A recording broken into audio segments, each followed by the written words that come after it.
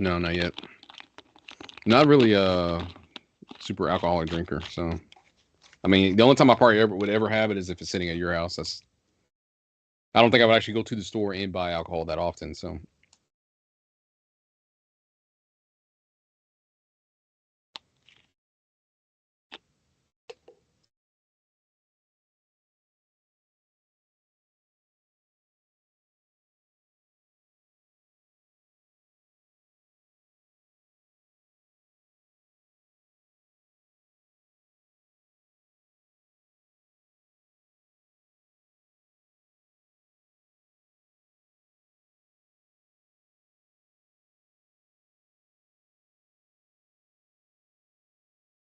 Yeah, somehow I survived the whole thing.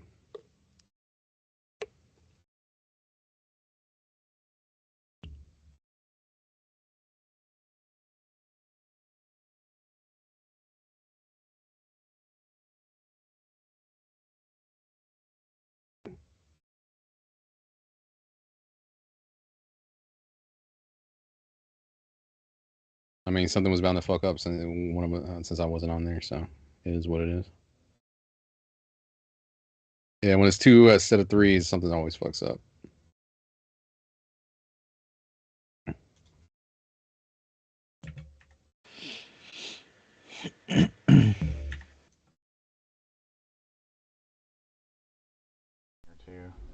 Well, yeah, when it's two instead of threes, something always fucks up. Let me. Mic test, mic test. Turn that Nah, I bet we'll hear Brant here in a minute. I think I fixed mine. Yeah, that's Brant.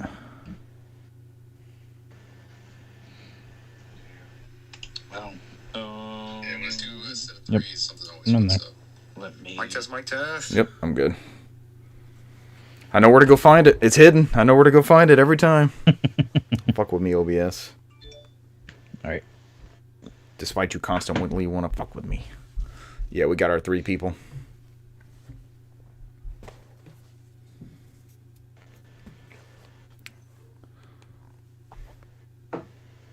Oh no. God damn it. Ooh. 249. We're almost to a big number, gentlemen.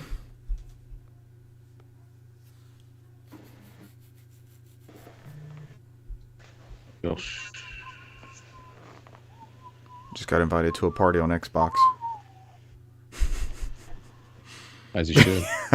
I was like, what is that notification? Okay, there's Renee. Thanks, Renee. Troubleshooting.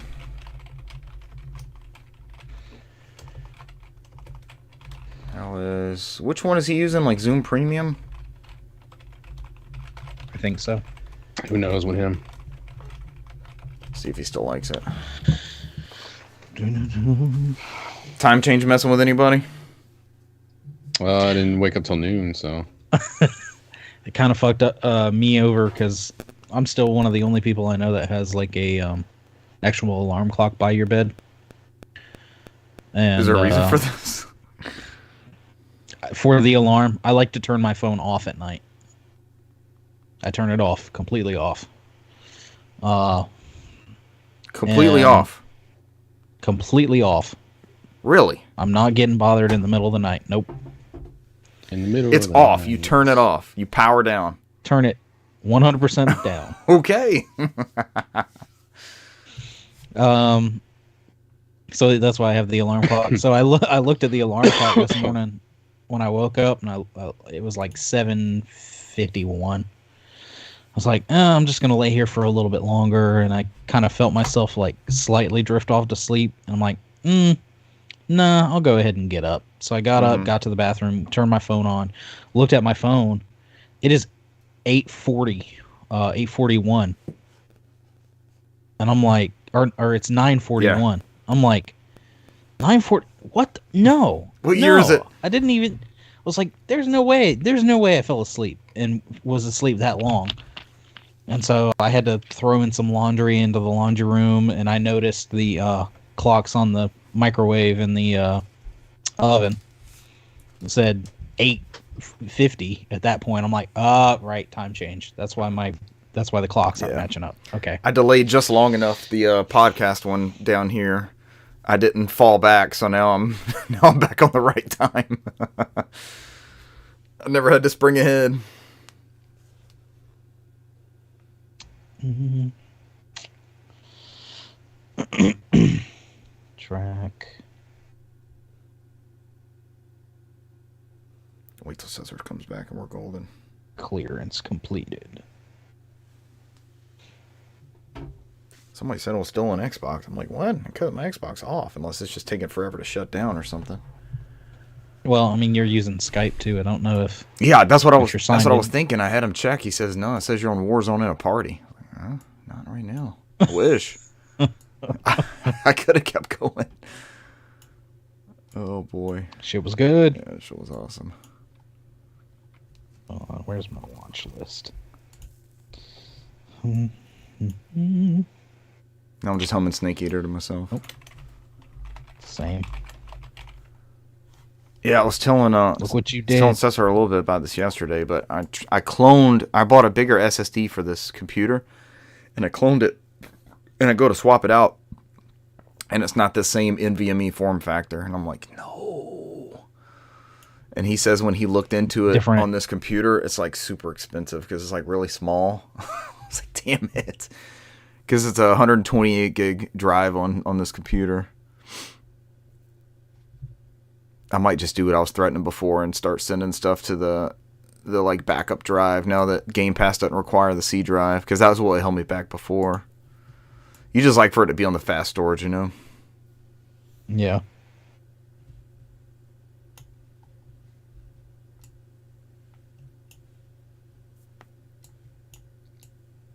Cesar should be back. We got 3 people. Welcome, 3 folks. I know Renee's on here. Renee, are you still paying for that Zoom Premium?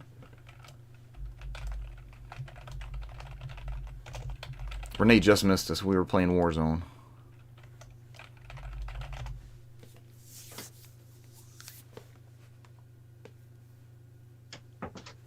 I might reach out to that Fiverr company again that I got the logo from and throw them out something real quick for $250 if we want to rebrand. If we want to just roll what we got. I do not care, sir. Either way. I'll see what I get. I'll see what I get back from it. It's not expensive. And it's been 5 years. Oh god. 5 years too long.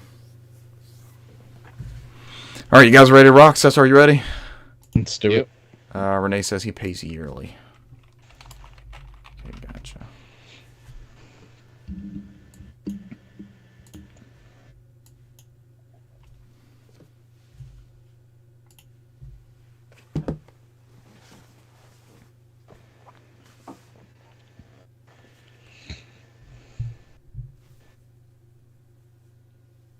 Ladies and gentlemen, welcome to episode 249 of the NOFODcast. We are No Outside Food or Drink, the Southeast premier video game podcast, as you know. Tonight, he's coughing, but he's back with us. We're whole again. I wanted to lead with that, but here's the news before I introduce everybody. New leadership at Square Enix, ? Capcom Showcase. Back up your Wii U, ! What could that mean? We got to find out if Brant can still do it with his. I'm not sure. That face says maybe not. And your mid-March Game Pass games. I am Warzone champion Richard Bergman, joined tonight by Newsmaster and co-Warzone champion Brant McKee. What's up? And our resident lore master, page master, and also fellow Warzone champion Cesar Concepcion II. Welcome back, sir. I know you don't feel well still. We're glad to have you on. It was not the same last week. We tried to carry it as best we could. Yeah. But we will keep your speaking parts at a minimal tone. This Boosh is here with us. A minimal tone on this episode as you continue to recover. Do we lead with the main story before we go into news? I mean, you can always reverse the order to your gameplay now. Yeah, so. y'all want to do that? Brant said he's got the longest list. Either way. Yeah, let's do it. It's the most exciting thing. So we're coming from... You're at the helm. Yeah. I introduced this as Warzone Champions. I text the guys at... We always start recording at 8. Or we start trying to record at 8. We at least get on here together at 8 o'clock. And it's like 7:40. And I know we got trio minis. And I'm craving Warzone. So I shoot it out to the guys. I'm like, all right, we got time. Y'all got time for a trio minis before we record? Brant says, okay. We hear nothing from Cesar. So me and Brant are loaded up in the party. We start to load up with a rando, and then Cesar jumps online. It's like, no, stop. We got to add Cesar. He's got to be in here. So Cesar joins a party. We fly into our little practice area, that sort of thing. And I'm talking to Brant, because we all land on that little ship together in the warm-up zone. And I'm like, well, last time Cesar and I played, we won one, because that was last night, our last round of Warzone. We won before we switched to Halo. And then somebody was close to me on proximity chat, and they were like, oh, you won one? Great fucking job. I was like, okay, I probably need to turn off proximity chat now. I didn't know anybody else was near us. So we load into the main game. We have an uneventful beginning. We land near the gas, kind of. It looks like it's going to close in. I've never been in that area before. But it looks like it's going to close in sort of near... There's a bunch of oasis in that main... Is it Al Mazrah? Is the main map. And the trio minis, of course, like shrinks in part of the map for you. We just got some sort of advertisement on here. Thank you. Promotion for channel viewers, followers, and chat. No thanks. We grow organically. Thank you. So we have kind of a ho-hum start. We all find level 2 or 3 weapons, nothing major. Yeah, really low. Yep. So the circle closes in. We keep moving in along a building. There was a sniper at one point on top of like a water tower or something. Yeah. Mm-hmm. So I got popped at going into the building, and I pinged the building, and we were just kind of scanning as we were looting the building, and then Brant actually saw him, and we popped. I had a sniper and was on top. We popped some shots back and forth. Then he floats down and keeps working his way in. And as we move into the next circle, there's like this hole in the ground. Brant, what'd you call it? I walked over and saw this opening to a mine shaft. I said, hey, look, there's some mines. We're down in the mines of Moria. Mine shaft. Yeah, my kids can't quit playing that. So we see this opening, and we go down in this tunnel. And there's tons of shit down there. People have been killed. There's like level 5 weapons everywhere. Jackpot. Yeah. So we have... I think I picked up a kill streak. I picked up the precision strike down there, and we got a level 5. I got a level 5 RPK. I think I found down there, and some other level 5 weapon. We've got all of our plates we need. Mm-hmm. So we just kind of chill in the tunnel, and there's 40-ish people left, and we just wait. Oh, they have gas masks too. So Brant and Cesar are kind of watching the backside where we came in, and I'm looking down in the tunnel where the death was. And I mount that level 5 weapon kind of on the side. And the only person that we ever saw, because you guys didn't see anything on your side, right? And there's a ladder between us. So there's the entrance to the mine. There's like the bottom of the mine where the ramp is going down. And then there's a ladder going up. And Cesar ran up the ladder and saw shit tons of people and came right back down. It's like, no, let's not mess with that. So someone comes creeping up. I never heard them or anything. Someone comes creeping up the mine shaft. And I downed them. But they had somebody threw a tear gas or smoke grenade or something, and it went away. And I just stayed there. I didn't move. I reloaded. And they came creeping back up again, and I downed them again. And by this time, they were being pushed up that tunnel out from the gas. So the gas is closing in on us. It's the final circle. And Cesar's telling us, like, hey, it's going to start shifting. It's not going to be this way. And it does. It takes it a minute because we're on kind of the outside of the circle, but it starts shifting away from that mine shaft. And the clip that I have, there was only 30 seconds left because that's the exact amount I got in the clip. That we downed that guy down the end of the tunnel, and then we all have gas masks. We all recovered them from the bodies in the mine. We're nowhere without stumbling upon all those people who got killed. We don't win that one. So we all grabbed the gas mask, and we're trying to figure out if we want to go down the bottom of the tunnel or go back out the Mines of Moria entrance we came, right? And then somebody threw out there, the ladder, go up the ladder, it's right there. Brant did. So here we go. Cesar's going up a ladder. We've determined that ladders are the key to success. If you get Cesar on a ladder, you're going to win the round. I'm all about shoots and ladders. Cesar plays shoots and ladders. So he's going up the ladder. I think I'm the last one. I'm following up, and as soon as I clear the breach at the top, they're already fighting. I hear it going down. So I pour on because my reticle immediately lit up. I had the purple X, and I'm laying into him. And then I see movement to the left, and I start laying in over there. And I'm looking around because there's only I had seen 5 or 6 people on the counter before we went up the ladder. And then it splashes Warzone. Yeah. It's like, yes! Cesar, we actually got Warzone, but in first place this time. Yeah. Cesar likes to tell us with the 5th or 6th place finishes that we got Warzoned. Victory. And I'm like, yes! And this was all spur of the moment. It was like, just pop on and play one, and we fucking won it. That was so awesome. Oh, man. I wanted to keep playing. I was like, nah, the podcast can wait, but we have our faithful listeners that are tuning in every Sunday night, audioly and visually. Cesar, you and I got one last night with friend of the show, Boosh. I think he's on currently. I think he's watching us. Oosh. We had round after round after round of trash, just straight 14th place, 17th place. They were bad finishes. I don't think any of them were really competitive, were they? Yeah, I was going to say, what was our best round before that win? They were not good. And at the very end, it closed in on... It wasn't Rohan Oil, right? That's where we were at with those tankers. Yeah. Boosh is hyping himself up in the chat. Yes, Boosh. We had some... He's like the pit bull of the Mr. International. his workplace. The Mr. International of Booches. So we've worked our way into Rohan Oil. I don't really... Oh, the Oasis. That's where we worked in from. We were in another one of those Oasis type areas. And we were hidden in the bushes. Like, you can hear, like... It's like being in Jurassic Park. You hear, like, these bug noises. Or, I guess, outside in the south. It doesn't have to necessarily be Jurassic Park. But you hear all these bug noises and stuff going off. And we were creeping in. I think that's a chicken dinner emoji. Well done, Boosh. We're creeping in at Rohan Oil. And I think Boosh ended up with 5 kills, and me and Cesar were like 1 or 2 apiece by the end of it. I don't know. Boosh has him like 8 kills. Yeah. Rounds, man. And so he takes a couple down as we're working towards that oil tanker. And then the circle's closing in. Cesar wants to go up top, because the past couple rounds, we'd been killed from up top. It's like people were killing us on top of rooftops. And didn't you say somebody on the Hot 10 roof murdering us? The murderer on the Hot 10 roof. And so Cesar's like, fuck it, I'm going to get up top this time. And as he's going up the tanker right next to me, I see the glint across the way, and I think Boosh saw him from another side of the tanker.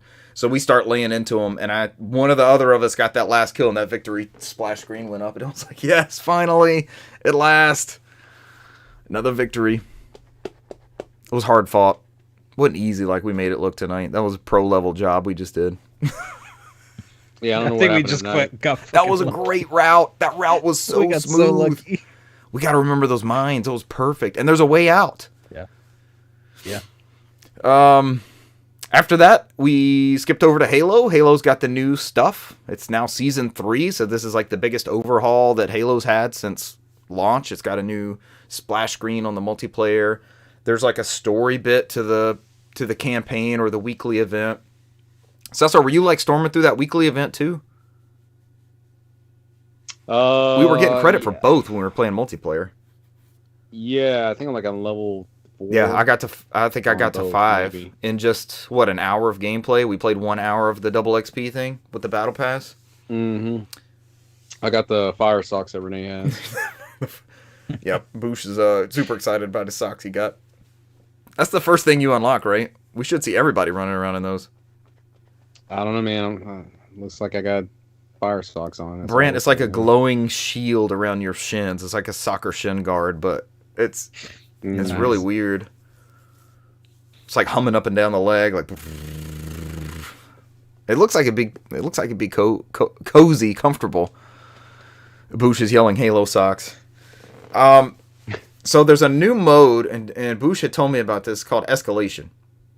So this was the bread and butter. I think this was the coolest thing we played. Have you played this on one of the previous Halos, Brant?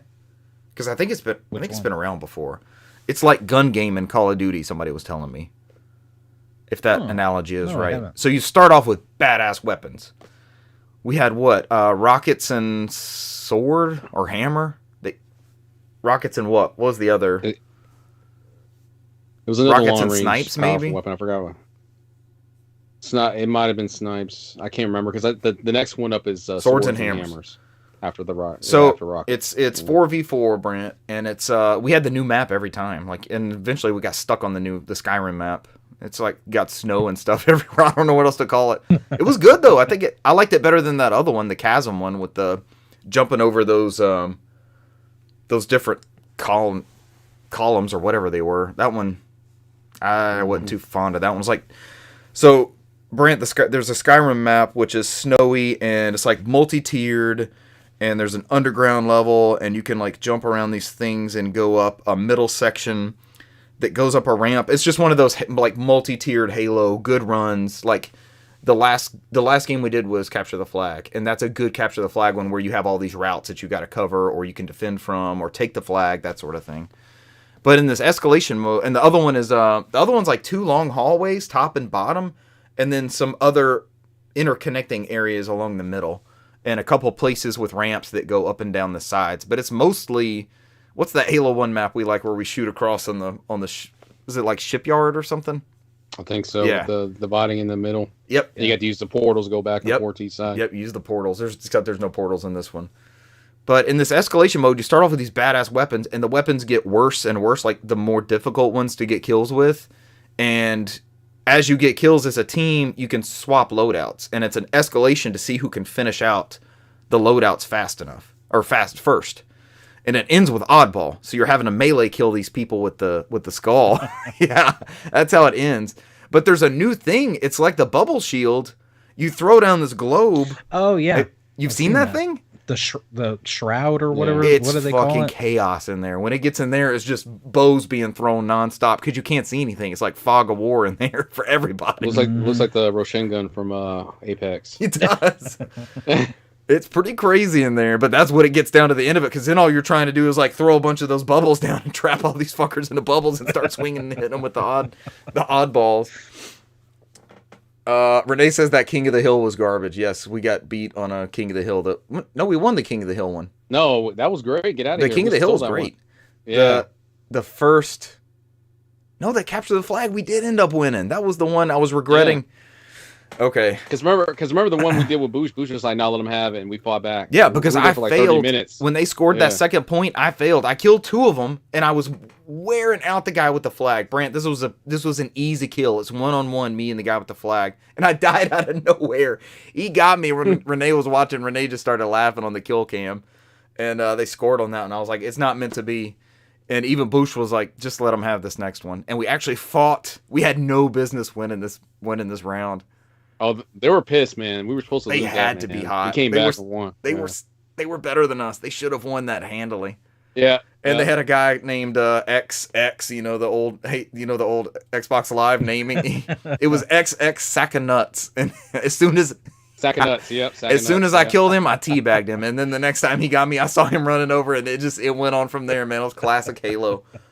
But we had no business winning this one, and we came back and won that Capture the Flag. That was one flag. So it was the constant like defend, attack. Yeah. Mm-hmm. And they had our number, man. There's no way we should have won that. And we just had... We should have lost that. Yeah. Just like Capture the Flag goes, we had a perfect push. We killed enough people like in the middle of the map to where we could grab it and then start pushing it back. Renee says he slid into victory, and that was the truth with the flag. That was a rush. That was a rush, almost like a Warzone win, is getting that Capture the Flag win. It had that good Halo feel. It had the right feel to it again. And it also criticizes Richard on his underperforming. Yeah, what is that? All right. You underperforming. Brant, you remember Perfect Dark, you would get like most, at the end of the round, you get like most harmless and like best assassin or least shielded. It would give out these random awards that were always funny at the very end of it. On the bottom of our scores, it would say like underperformed or overperformed underneath the deaths and the kills. It's like, what is underperformed? I didn't die enough? Like, what is this? You got a performance review? Yes. I failed it. I never got a good one. What is this? So I haven't looked up what exactly those those categories mean when they're doing that, but I gotta see what the reasoning behind those is, because it doesn't make any sense as it is now. Underperformed, overperformed. It ran like ass on going from the smoothness of Call of Duty. I looked it up afterwards and I sent the thread to Cesar, but on Series X, the 120 frames mode is broken. So I noticed it immediately. I was like, is it because we haven't played Halo in a while, or is Call of Duty that much smoother? Like, I'm like, what is happening here?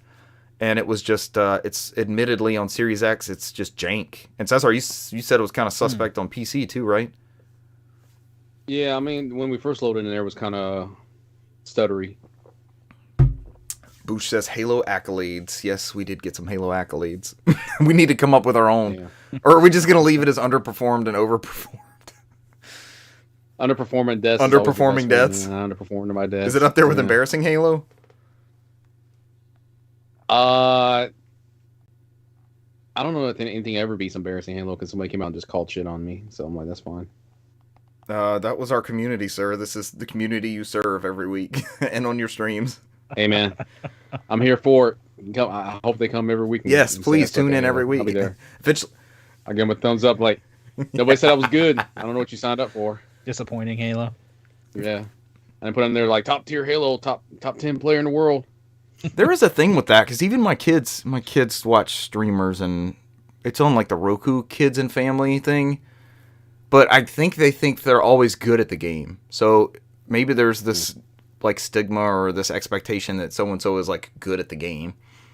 Brant had the backseat commenter about the Legend of Dragoon stuff, but I never mind like, hey, here's a cool thing you can do with this. That's awesome. Yeah, I don't care. But embarrassing Halo, it's like, why are you here criticizing my Halo performance? We didn't say this was like training for Halo Nationals or anything. A Halo Championship League. I feel bad that I quit my full-time job to do this. Yeah, this sucks. You just validated my poor decision by telling me this is embarrassing Halo. I better go back to my job and beg for my job back. I tried the Halo thing, didn't work. Renee says... Somebody said it was embarrassing. This Halo's embarrassing. Renee says Bungie has confirmed there were problems on the updates, so I guess as soon as Sony figures out the whole Call of Duty thing, they'll let Bungie go back to Halo Infinite and fix that. We need rollback netcode on Halo Infinite. As Microsoft owns every multiplayer game ever made in existence. So. That's also true. Oh, Renee was there for a bunch of... I'm glad Renee's on the show. He was there for a bunch of my kill cam... Or he was on the kill cam a bunch for my stupid deaths. Meleeing somebody in the back, and then they just jump over my head and kill me from behind. I'm like, sure, what am I even doing here? Just exhibiting more and more embarrassing Halo. Last game I played, and I'll hand it off as we're doing things a little bit backwards.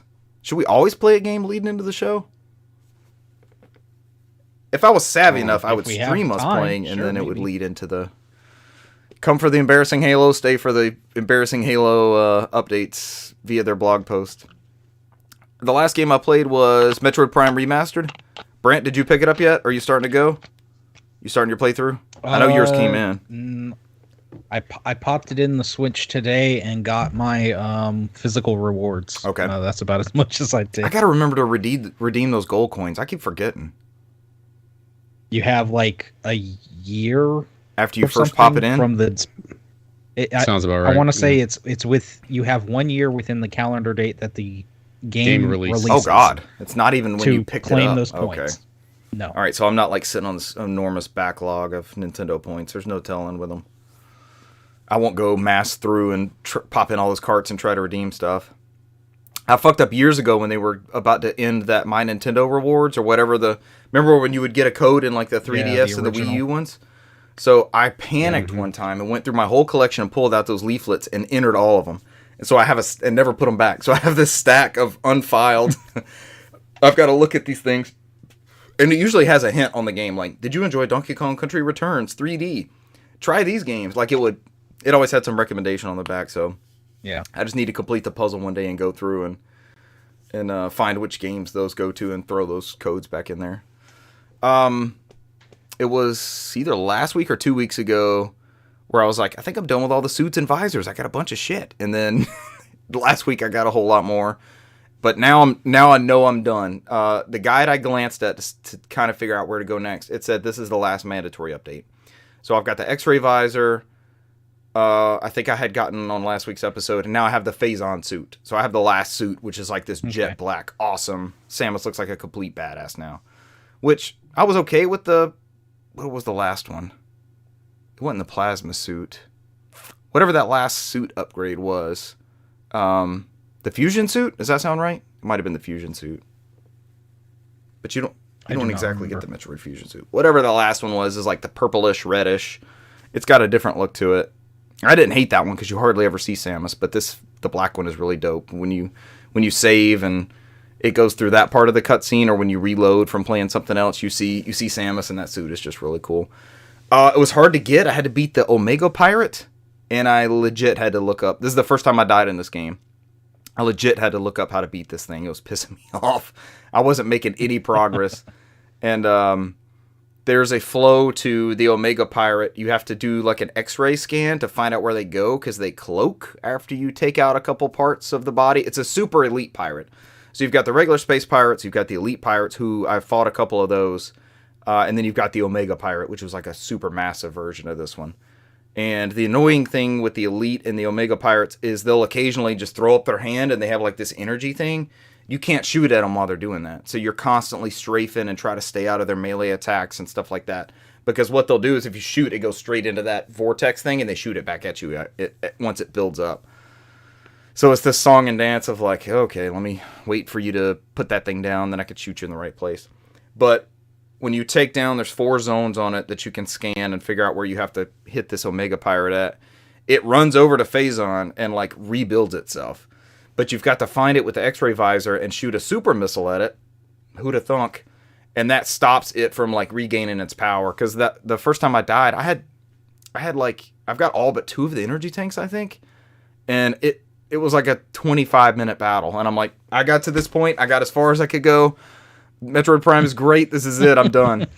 And I looked it up and saw that you like interrupt that Phazon rebuilding thing. Because when he's doing that, you're also fighting off the regular space pirates. They're like hopping and bopping around, and at this point in the game, they're not just space pirates. They're wave troopers. So it's either like a wave trooper or an ice trooper or a power trooper.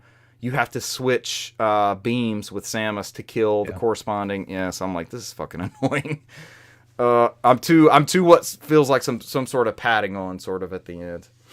But when I saw how to beat that thing, I killed it in like 6 minutes, I think. It was nowhere near the 25-minute slugfest it was. And it like stumbles forward and flashes its eyes, and I'm like, oh, here we go. It's the fake death. It's coming after me again after it refills. And then it falls on Samus, and you don't see her in the cutscene. And then the Phazon, you see the Phazon like melting, almost like a Zelda boss in Ocarina when you beat them, and they just kind of like, they just fade out. And then Samus is in that black suit. Like, she soaked up all the Phazon, and she's super powerful.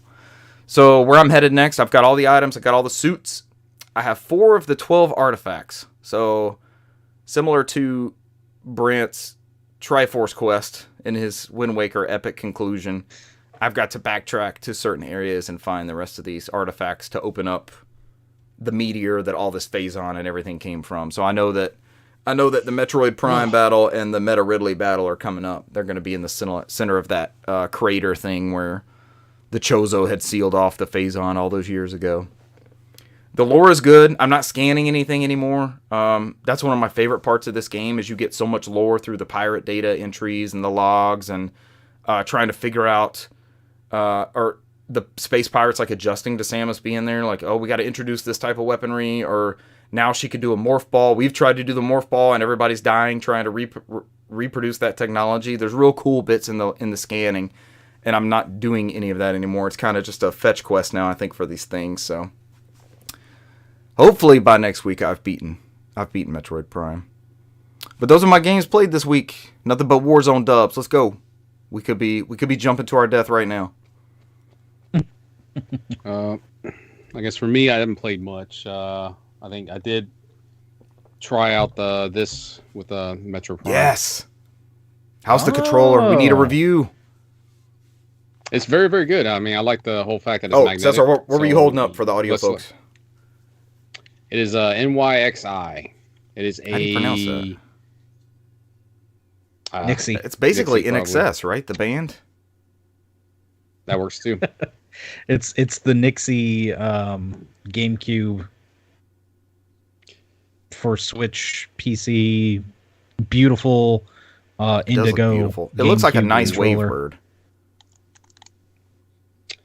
Yep. So I mean, it's the same design, and you guys will probably have more fun with it than I would because I've tried. I did the classic controls that you mentioned before, Richard, in there in the Metro Prime, and tied it to it. But I've never played the original Metro Prime on GameCube, so you would know if playing it like, okay, this is more of a playable thing, but it's playable for me. But it's not like a nostalgic thing for me because I never had a chance. You tried out the classic controls before because the remaster famously makes it a twin stick shooter like a Halo or a Medal of Honor that everybody's used to in this day and age. And the C of the left analog stick, like you said, it does the full complete movement. And this one, I think, changes your special weapons for the different blasters. So it takes a minute to get used to going back and forth for me. But I mean, you guys will probably have to try it. Like you or Brian, have to try and see very curious. how it plays against the But it has gyro and rumble and everything else. Has rumble. It's not HD rumble, but the rumble's pretty strong. Yeah. It's similar to what it has a GameCube, and the gyro is in there as well. It just docks in on the side. It goes on the Switch controllers, and it makes your Switch even more bigger. That's what you like. It's got Joy-Con rails. Mm-hmm. Oh, you can actually put it on the. You can put it on the Switch. Mm-hmm. Yeah, slots right into the Switch. Each controller can charge independently or charge on the Switch or from the I didn't know it little did that. part that that USB-C right here. Slots. So this is more or less what they could/should have made with the full console. It's like when we saw those concept arts about people playing, you can play GameCube games, and they were doing these concepts. Is basically what this is. And as you can see right here, it does you get fully colored on the buttons, like LED lights, on the buttons and everything. The only thing it doesn't have is NFC capabilities, I believe. No. When's the last time we used one of those? No HD rumble. Scanning stuff in. Splatoon, I used the Loftwing amiibo because I was getting tired of having to find a statue every now and then. I did it for pop that on there and go back. I did it for Breath of the Wild like every day when I was trying to get all those costumes, and I guess I will be for Tears of the Kingdom when it comes out. Yeah. But the most important thing, and there's the magnetic thumb. They feel good. Thumbsticks. They sound feels great. Good. Feels just like a normal one. You don't. It doesn't feel like there's anything rubbing down there where it would break like it would on a normal thing, where you get that Joy-Con drift. I've had some people say they got Joy-Con drifts on these, but if you go back into the settings and reset it, it fixes it every time. It doesn't sit there where when you do get Joy-Con drift on the mechanical part, it always goes back breaking because the part's damaged. I wonder what the cost difference is between making the mechanical versus the magnetic. Somebody's selling the mechanical stuff separately that you can change yourself in your own Joy-Cons. Yeah. So they sell those magnetic. I can't remember what Renee says I'm listening. Call them now, but they sell just the sticks. They sell just the sticks that use the magnetic parts rather than the actual regular OEM Joy-Con sticks that are prone to failure. Just give us some ASMR for like 20 seconds. That's what he's been doing. Beautiful clicking. Can't you change the gates out on those sticks too? So there's a you can change these circles. One you can do a standard circle, and this one is like the hexagonal one that is, I think it's standard on the original GameCube one. So you hit that's where you're hearing all these angles on. You can change it to a solid circle one if you want, where it's just smooth. So I mean, this will work great on Smash Brothers, the Metroid Prime. I can't think of any other GameCube games that are coming out. Maybe go back and play Mario Sunshine, Baiten Kaitos when that comes out. Oh yeah, Mario Sunshine. Yeah, Mario Sunshine. I mean, there's some ones out there that it'll probably work very well with. Maybe Wind Waker when it comes out. But I think maybe if that comes out. But I think the big deal will be a lot of people prefer to play with something like this. It looks good. Smash Brothers. Probably. There's some people who religiously do that. But I think it's like $49.99. It's not that bad. It's I've liked the build on it. It's not like the when we got the what's that Retro Fighters? Yeah. What's that controller we got, Richard, for the 64 one? Where I don't think there's anything particularly wrong with Retro Fighters, but it feels like this is a better quality That's a good perspective. Deal. For the price, it's like $50. It's like this is pretty damn good for $50, and you don't get the HD rumble, but the rumble is pretty strong on this. It's not like a little it's like farting out of rumbles. It doesn't do that. It's like it's pretty And strong rumble. So. HD Rumble was so hit like and that- miss, and it's not like, well, I guess it is like the DualSense stuff, whether it's implemented properly, and it seems so few and far between that it was actually used right. It's all based off implementation. It's the same thing. Like I haven't played much. I won't talk about it here, but that Resident Evil 4 demo does a very good job on the DualSense controller. It uses it very, very well. It's Yeah, I know you're big on that, Richard. If you were on the fence about it, I would jump on the PlayStation 5 version versus anything else, just because of that. Outside of the weird performance issues on the Xbox that I'm seeing that is going around, weird. but yeah, I mean it's fine. A lot of people are upset about it, but it's like it's still above 50 frames per second. It's just not a consistent 60 like it is on PlayStation 5. But some people are blaming the Xbox Series Potato for messing it up. Yeah. Who knows if it's the Series S or not? But everybody's calling it the Series Potato now, since it's been they've been having issues with games on multi-console setup. So. But yeah, that's it for me. Like I said, I didn't get a chance to play much. I mean, I kind of fucked around with some stuff here and there, but nothing significant enough to talk about. I want to see if you get a chance while Brant's going through his stuff or after the show or whatever, like clip it on the Switch, because I've played so much of Metroid in handheld mode, I would say 99%. I would like to see how that would make the difference, because I went down that rabbit hole of looking for. Oh, it would.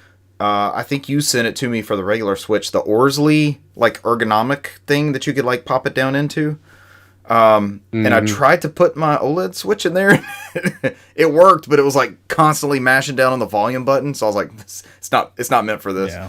So yeah, if it's OLED, you have to rebuy the. And it's much more expensive, and I wasn't super keen on buying another one, especially something you could pop in and out. But if it's going to improve the controller, because the Joy-Cons are not amazing. I mean, they're serviceable, but and I've played through 13, 14 hours of Metroid Prime on it, but that would be an improvement. And does it go in the dock with those things on there? Fuck, I'm gonna get this thing. Oh, yeah. I'll just remind me towards before we move on. Go ahead. Oh wait, did you remember your Minecraft? I did. I do have a Minecraft solution. So I've been talking about Minecraft was taking over the household, and now I've got to get another Switch potentially, right? Because we only have one, and that's being fought over. I was looking through. It may have been a lot on eBay or something, but I remembered that it came out on new 3DS, and both of my kids have the new 2DS, and that game's $20 on eBay. So I was like, I'm gonna buy this, and then there's another.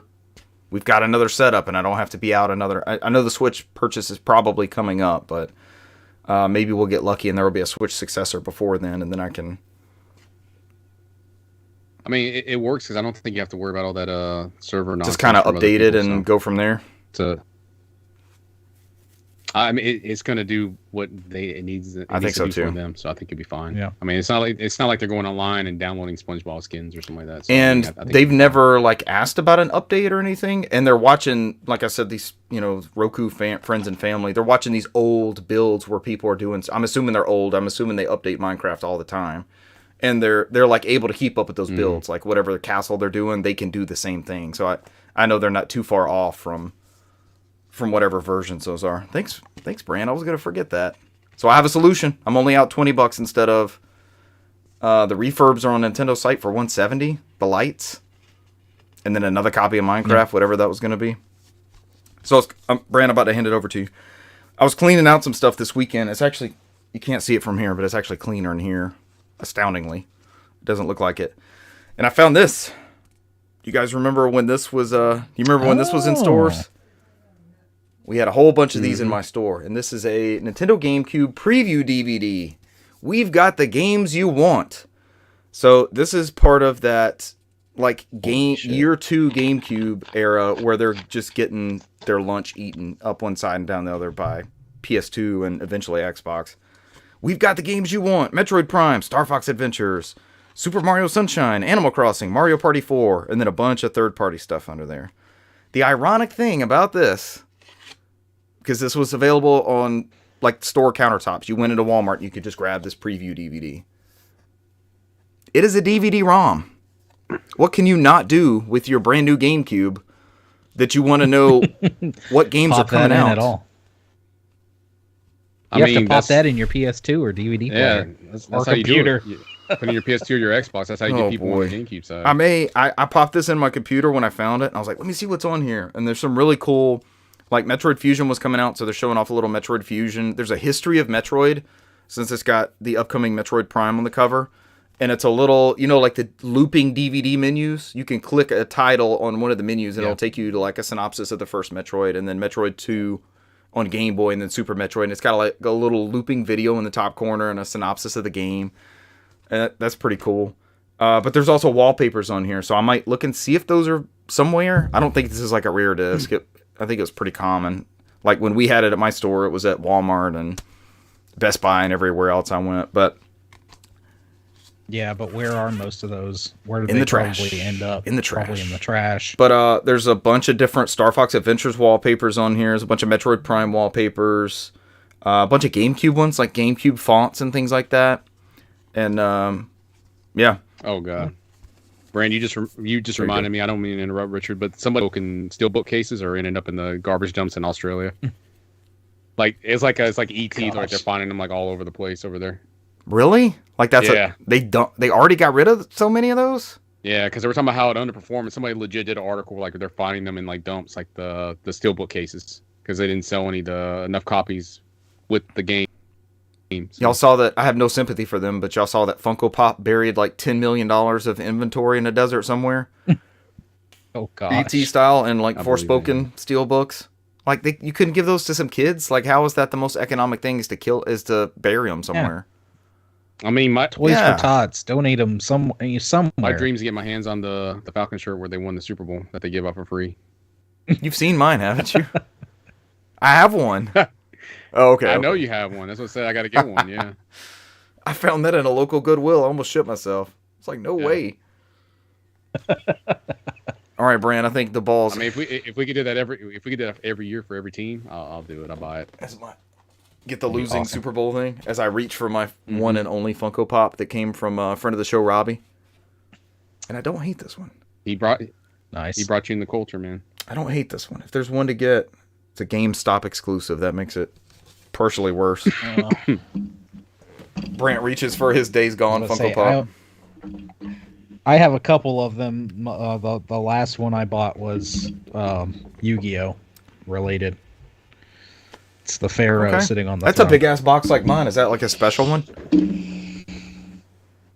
It's just a bigger figure, but it's got 25th anniversary. Oh shit! I do have one. I can grab it. Cesar. It's a footstool. It's Cesar's footstool. But yeah, I look down. It's like, oh, here's where I prop my feet up at. Yeah. What do you have? Dragon Slayer. Demon Slayer. I like Dragon Slayer. Demon Slayer. Dirk the Brave or whatever his name was.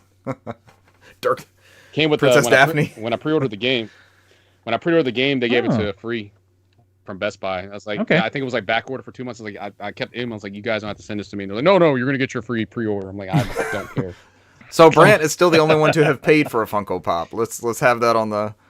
Cesar's was free and mine was a gift.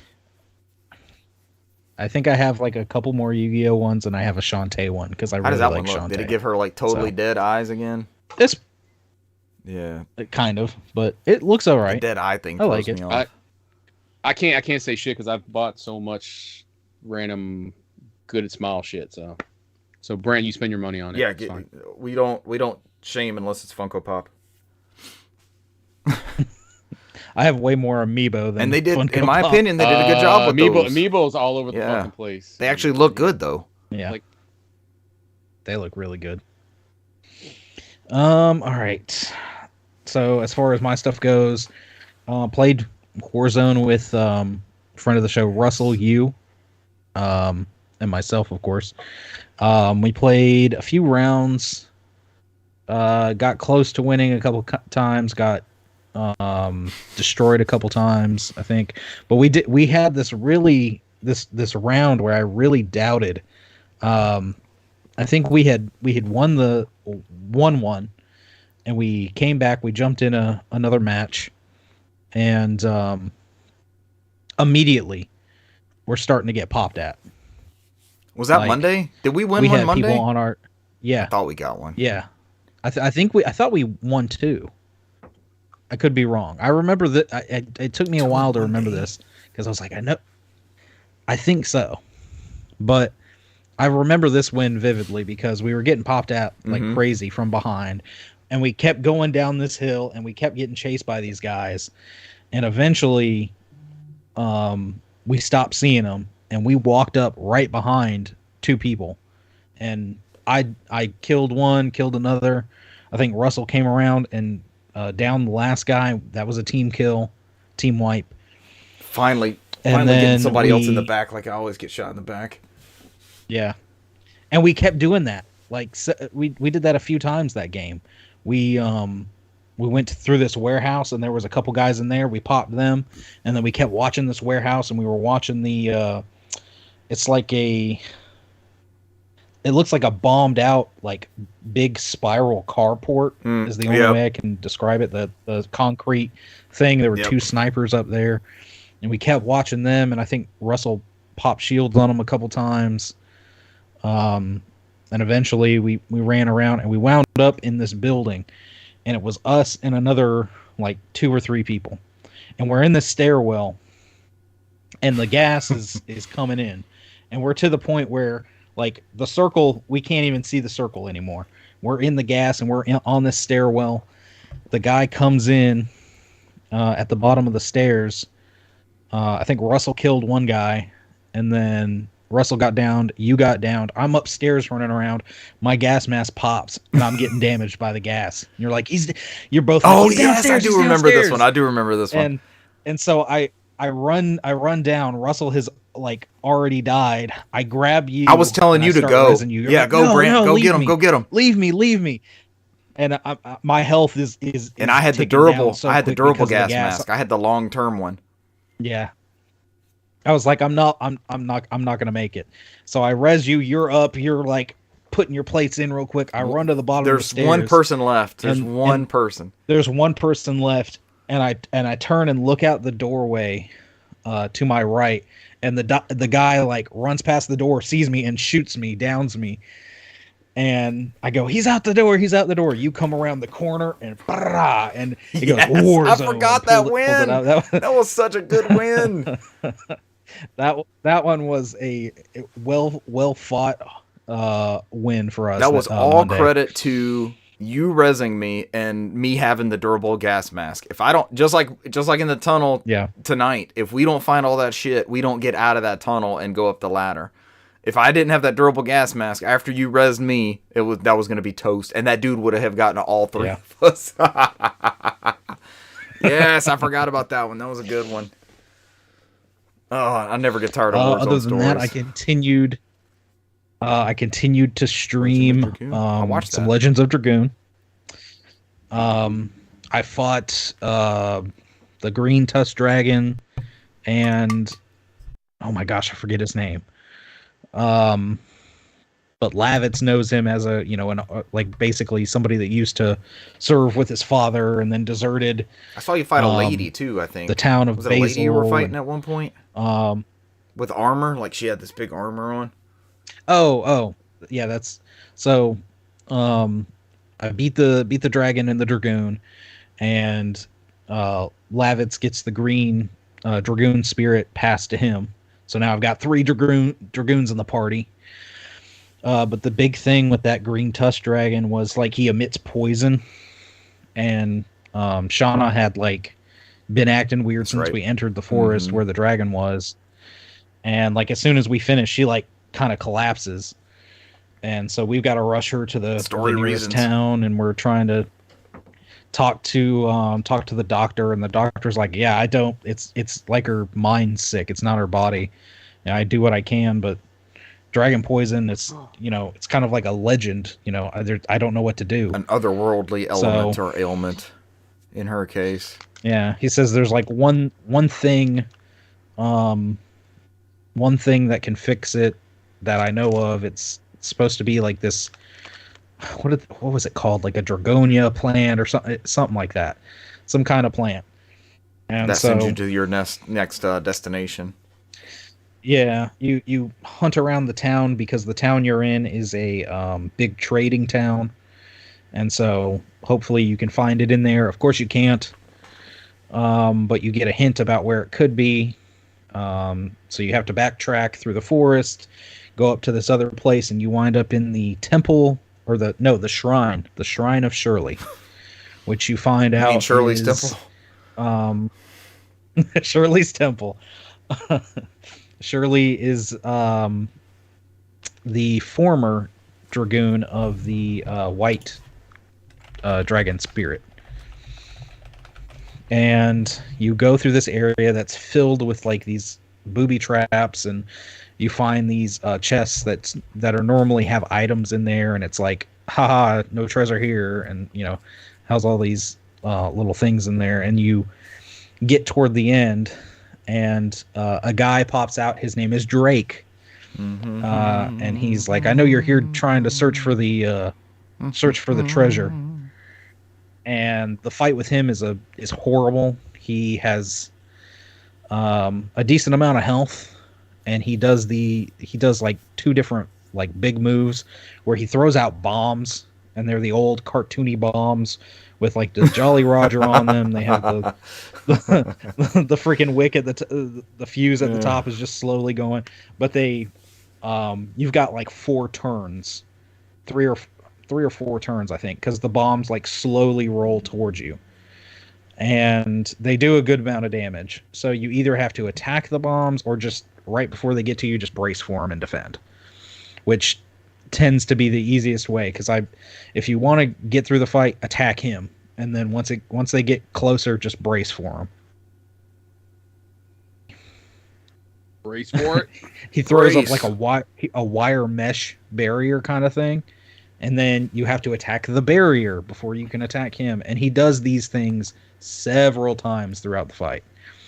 I mean, we talked about it before, but like bracing and defending on this game is actually a viable strategy for a round. Oh, yeah. And unlike some RPGs where it's just like, I don't know what to put, let me just mash this. It's actually a legitimate way to spend your round.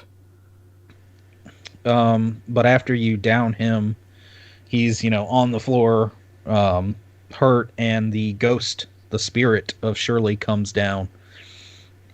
Shirley, you can't be serious. Shirley, you jest. Don't call me Shirley.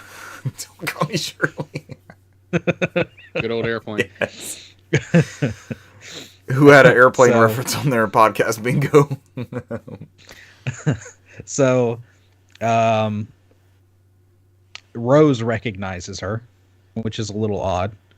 At that point in the story, because the dragoons were around like thousands of years ago during the Dragon campaign. But Shirley recognizes Rose. They have a little small exchange, and then you tell her that you need the plant to heal Shauna, and she says, "Well, I don't have that plant. That plant's not here." But then she shows you the dragoon spirit and says, this can heal your friend. But before I give it to you, I'm going to test you. And you do a fight. It goes into the battle sequence, but you don't have to fight her. She just asks you some questions. You have to answer the correct answers. Oh God, it's Cesar's Banjo-Kazooie trivia all over again. No, fuck that game, man. But she asks you like two questions to Dart, and she asked 2 questions to Albert, or not Albert, Lavitz. Sorry. She transforms into Shauna while she asks Dart the questions. She transforms it into Albert to ask Lavitz, and she's trying to gauge the true intentions of your heart or whatever. So after you satisfy her, she gives you the dragoon spirit, and she disappears. After she said, I'll give it to you, but you have to heal Drake. So you heal Drake, and then Drake's running around looking for Shirley, because I guess he knew about Shirley, and he was there like protecting her. But that's where I ended. I've got to take that back to the town of Lohan and give it to heal Shauna with it. And Shauna. Those who know, Shauna gets the spirit. and then we have 4 Dragoon Dragoons. power. And then there's a tournament in Lohan. So, and a couple more characters pop up. So, I'll probably stream that maybe tomorrow. How does if I the have tournament time. play out? Is it like the Festival of the Hunt on Final Fantasy IX? Is it something like that? I don't know. It's literally, I think you go through like, I don't know, 2 battles, and then somebody shows up that's integral to the story, and he's one of those people that you can't hit him. Like, you go to attack him and he just like sidesteps you every time. And Story then reasons. Yeah, and then the fight's over. So those are my favorite when your whole party gets wiped out. Oh, he doesn't wipe you or anything, because you literally The ones you're meant to lose. You're like, God, I gotta do this all over again. Because my dumb ass when I was a kid was like, no, if I level up 5 levels, I can beat this guy. And I'm like, It's just a story beat you're supposed to lose. yeah. No. It doesn't matter if you're level 99, man. I think I remember using Game Shark on shit like that. And like, I'm level 99, fight me now, bitch. And I die instantly still. I'm like, I don't get it. I'm not meant to win, no matter what. There's no win condition. There's no win clause. Other than that, I did play the Resident Evil 4 chainsaw demo. All that did was show me how rusty I am from not playing Resident Evil 4 every day of my life. Because I love that DualSense controller. Brand, what'd you think of the DualSense controller? The DualSense control was actually pretty good damn stuff. good. Damn. And the implementation of the really, really good. of the triggers and everything, it's good. I'll let you get into it, Brant. I downloaded the demo from the PlayStation app, and when I tried to send it to my selected console, it was only the PS4, and that thing hasn't been hooked up in like 2 years. That's odd. I'm like, what? They're trying to get you back, man. They want you back. No. Have you not set it up? Have you not set it up as your primary console from the app? I do this once every couple weeks. Something comes out like Legend of Dragoon. I pushed the PS5 one straight to my PS5. I do it, if not weekly, bi-weekly to the PlayStation. Weird. That's how I get all my PlayStation Plus games. I'm like, why all of a sudden is it a PS4 registered? Maybe I should. I don't know. You think that's a red flag, or you think something's just messed up on their end? No, I mean, yeah. I mean, because we're actually there's a PS4 version of that one. There's not a standard Xbox One version of that one. Because I've got 2-factor on anything Sony, what is it, Sony Media or whatever. So I wasn't stressing, because my first thing was like, oh God, somebody wiped my console somehow, or it's not registered anymore. Probably Somebody changed my that. account settings. Because I'd never talked about it, but when Legends of Dragoon and Wild Arms 2 came out, when I went to the store, I downloaded Legends of Dragoon. Went to the page, and that part just had download on it. And I was like, oh, let me go ahead and get Wild Arms too. I went to that page, and normally it has like, subscribe, and then it has like either purchase or you've already bought it. Mine actually had purchase. I'm like, I'm pretty sure I've. Is it like bought Tekken Wild Arms 2? Some of those weird ones that and don't carry over? No. If it's that, it literally just only has subscribe. Well, next I to think it, Tekken 2 is go up to the next tier. example, because that one is subscribe only. It doesn't matter if you have a license from the past. So I had literally just downloaded Legends of Dragoon. I was like, I'll wear it later, and literally like the day after, I was like, you know what? I picked up my Vita, turned it on, looked, and I'm like, I sure do have Wild Arms 2. I bought it from the store. So I went back on my PS5, pulled it up, and this time it said, upgrade or purchase, or not purchase. It had download. I'm like, it works now. So I don't know why initially it was like, buy it again. Trying to punish you, Brant, for still playing the Vita. Or being interested in Jim Ryan's least favorite genre of games, old games. The greatest subset of games. The chainsaw demo literally takes place, I don't know, the first 15 minutes or so of the Resident Evil 4. This was the demo portion where it came out for the GameCube. It's the same section, right? Yeah. Yeah, it's literally the police have left the vehicle to go ahead, and they haven't come back, so you get out and you walk through. It's the infamous scene where they said, where's everybody at, playing bingo?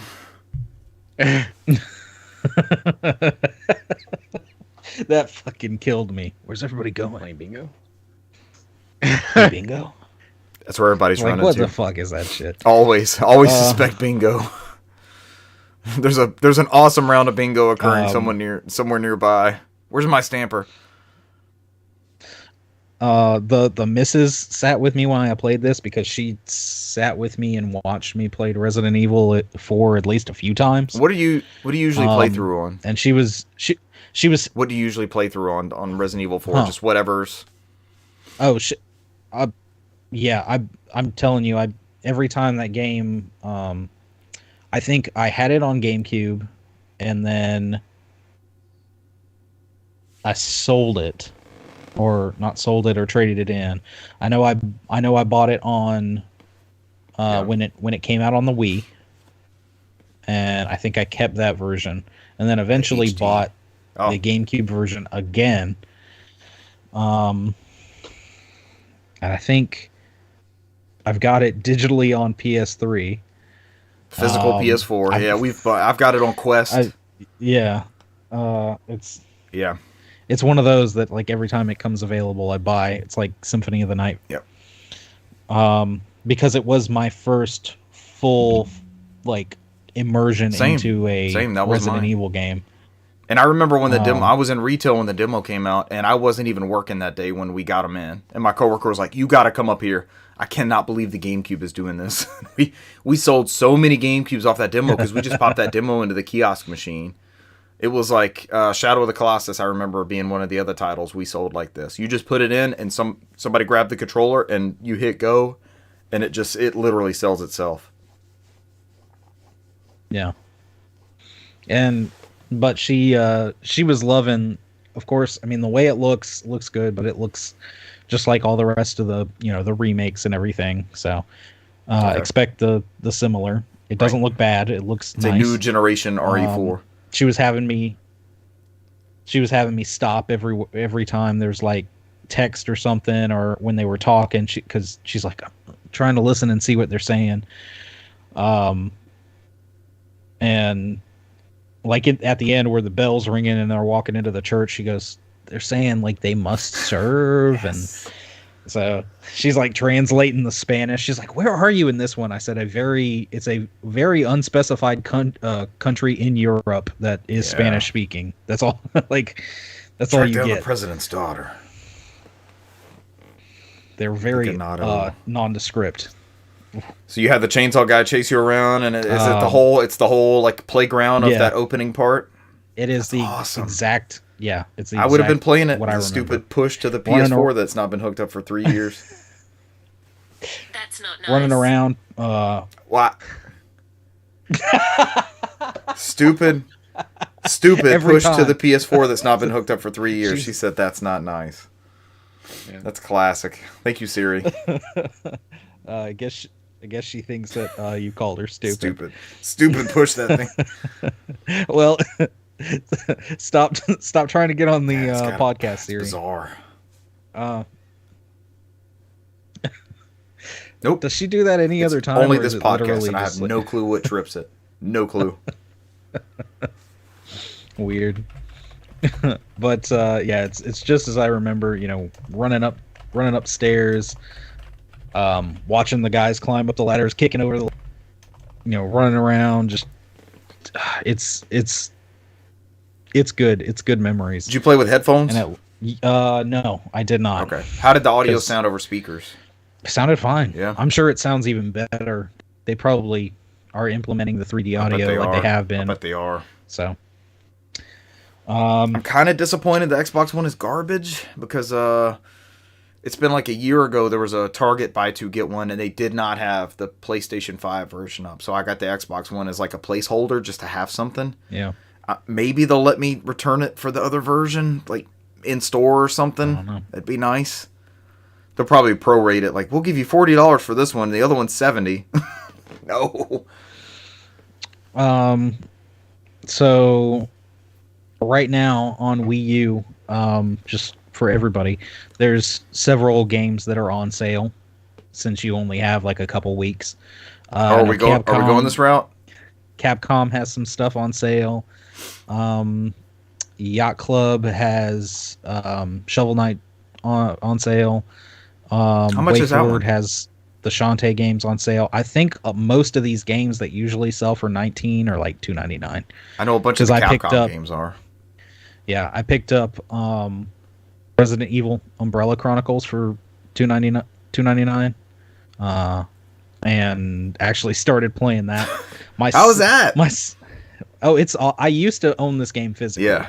And On Wii. it's one of those Yeah. it's one of those games that I think I modded my Wii way back in the day and traded in like all my games after I had backed them up.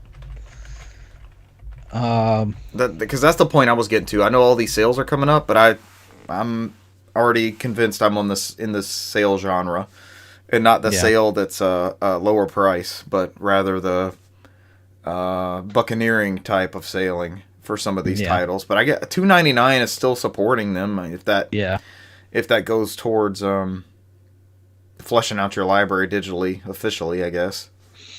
So my son has not gotten into any of the survival horror genre. I played Left 4 Dead with him like one time. I mean, he loved that. But who doesn't love Left 4 Dead? As far as Resident Evil, he's never dipped his toe in. I'm like, okay, I bought this. Me and your mom played this years ago. Here's a Wiimote. Let's do this. And we played through the whole first scenario, which covers. It's like 3 chapters, but it covers basically an abbreviated version of Resident Evil 0. Okay. And with the train, it's Billy and the train and all that. It's the on-rail. This is the on-rail light gun shooter, and it works so damn well. The light gun games were just like perfect on. They really were. I was thinking that as soon as you said it. I'm going through like Ghost Squad and the House of the Dead game and all that stuff that they came out with. There was even a Zelda. Oh, yeah. Zelda had a freaking light gun game. Crossbow training. You're him playing through this and this being his Resident Evil is like me and Cesar beating that Sonic Drift game for Game Gear with the same level names as the first Sonic the Hedgehog. Yep. I beat Sonic. Yeah, I was about to say, did you think of that when he started talking about that? I was like, yeah, we beat the Green Hill Zone. We came in first place. We beat Tails. I beat OG Sonic. You sat there and watched me with the. We all did. We all watched kept you. Drowning over and over again. And then you came back and told me it was a bug the whole fucking time after I sat there for 45 It minutes. was. It's not supposed to be like that. It's bad emulation. Are we ever going to get a physical copy of that Sonic Origins thing? Didn't it get rated in like Korea or something? Yeah, I think there's like a Plus version that got rated in Korea, so it looks like they might do the Sonic Mania Plus thing. Okay. Where we derailed That'd be your nice. on rails light gun shooter conversation, Brent. No, but it's fun. You go through and then it just gives you letter grades based on how you did. We did normal, and it's actually a little bit harder than I remember. He's missing some of the like quick time events because it still does those. You'll have an explosion or an enemy like coming at you or something. Yeah. But it's super easy and super intuitive. Just pointing and shooting with the B button. B in your basic trigger, or you hold down A and you swipe the screen to do your knife, or you can actually press B and you'll throw grenades. And then you just use the D-pad to like scroll through your guns. I was gonna say, did it require the Wii Motion Plus? But you're playing on Wii U, so you already have a Wii Motion Plus hooked up to it, right? Yeah. Does it play? Does it use regular Wii remotes in Wii mode? I think it uses just regular Wiimotes. Okay. I've got the Wiimotes that already have the Motion Plus built into them. Not like it really mattered. You don't have to plug a nunchuck into them. It is, Wii Zapper compatible, which all that is plugging your Wiimote and nunchuck into the little piece of plastic. But we just played with the Wiimotes, and we were having a blast. Even tonight, we sat down and played. We would like to play. We sat and played the first mission of the second scenario. I was like, I believe these are the basically like condensed, abbreviated versions of. I was like, I want to say it's the first 4 games. I couldn't remember. I looked it up. Reader's Digest evil. The wiki said it was 0, Resident Evil, and then Resident Evil 3, and then the fourth scenario is like some original story that takes place in Russia. I was like, what is that? Why would they do 0, 1, and 3? But I don't know. Was that Code Veronica? I don't know much about a Russian. I don't remember storyline. No, it's an original story. Oh, okay. Is what it said. So I guess we'll see. But right now we started off the first mission, which starts Claire and or not Billy? Claire. It starts Chris Radfield and oh my gosh, Jill Valentine. There we go. Jill. Off in the mansion. Of course, Wesker's there as we walk in, and then we all, split up. But of course, since it's co-op, we're together, and we, go around the corner, see the dude getting chomped at by the zombie, go through the first part of the mansion, and that scenario ends with us fighting the snake in the library, which is pretty cool. I've never beaten that game in any incarnation. Really? Well, I mean, honestly, if you want bite-sized missions, it'll still give you the storyline, and it is great. It is a great on-rail action shooter. They made 2 of those for Wii, didn't they? Yes. What does the other one do? I don't remember the name. I don't remember the name of the second one. I want to say it's I'd have to look Dark it up. Side. It's another Dark Side Chronicles. Yes, Dark Side Chronicles. So I'd have to look up and see what those are. That's not on the store, so I'd have to buy that physically. But I'm sure it's not very expensive. Yeah, that's the one I think I played not too long ago. I played both of those on PlayStation 3. Yeah, I was going to say they ported those to PS3 when the Move came out. They bundled it with a game, didn't they? Wasn't it like an add-on with the disc? Yeah, I think they were all on one disc, and it came with like Resident Evil Code Veronica or something like that. We should have a Wii light gun shooter stream. 24 Wii light gun shooters in 24 hours. All right. I got my next little thing here. I'm gotten on a Game Boy kick. I'm waiting on some parts from China. I'm gonna redo my my Game Boy Color. Until then, I actually got a flash card for my Game Boy Color that does Game Boy Color. It is fully compatible with the link cable. Some aren't. Go on. But this is, I mean, you can link cable and play Tetris or Battle Pokemon or whatever. This is I have the other version of this for the Game Boy Advanced, but this is the Easy Flash Junior. The other one's Omega, right? Yes. I need to get both of those if you have a reputable seller to. This, I freaking love this thing. So first off, for those watching, there is a changeable little battery in there, and it's slotted. It's not soldered. So if need be, this battery should last quite a while, but if need be, you can pop that battery out, slot it back in. You're obviously not going to lose your saves because the saves are on your micro SD card. Yeah. On the root, there's literally like a file that you need to put on there, and then you can put the update files for the firmware, and then you put your folders in there for Game Boy Color games, boot them up. For all of the backups there's a of the autosave games you feature. own. Yes, there is a autosave feature that you can tick on or off. I put it on, so every time I reset, it automatically boots up the flash card and then saves whatever game I was just playing. It's not very expensive. There's an onboard clock as well. I was about to say, I think I just bought mine off Amazon, so you can get it from just about anywhere. One of the best features is the fact that if you push down on the little bubble right there that's on all of the Game Boy carts, if you just push on the top of the cartridge, there's actually a physical button in there. And that button Okay. resets. So you don't have to turn on the Game Boy every time. You can just reach back there and touch that little button. And it will reset and go back to the main screen of the Flash. So, and on here, I guess I should start off with these. I played Resident Evil Gaiden a little bit. That's actually, it's not bad. I enjoy the battle system is pretty cool. So, you see these zombies around, and you can target them with, whatever weapon you're using. And then it kind of goes into this first-person view.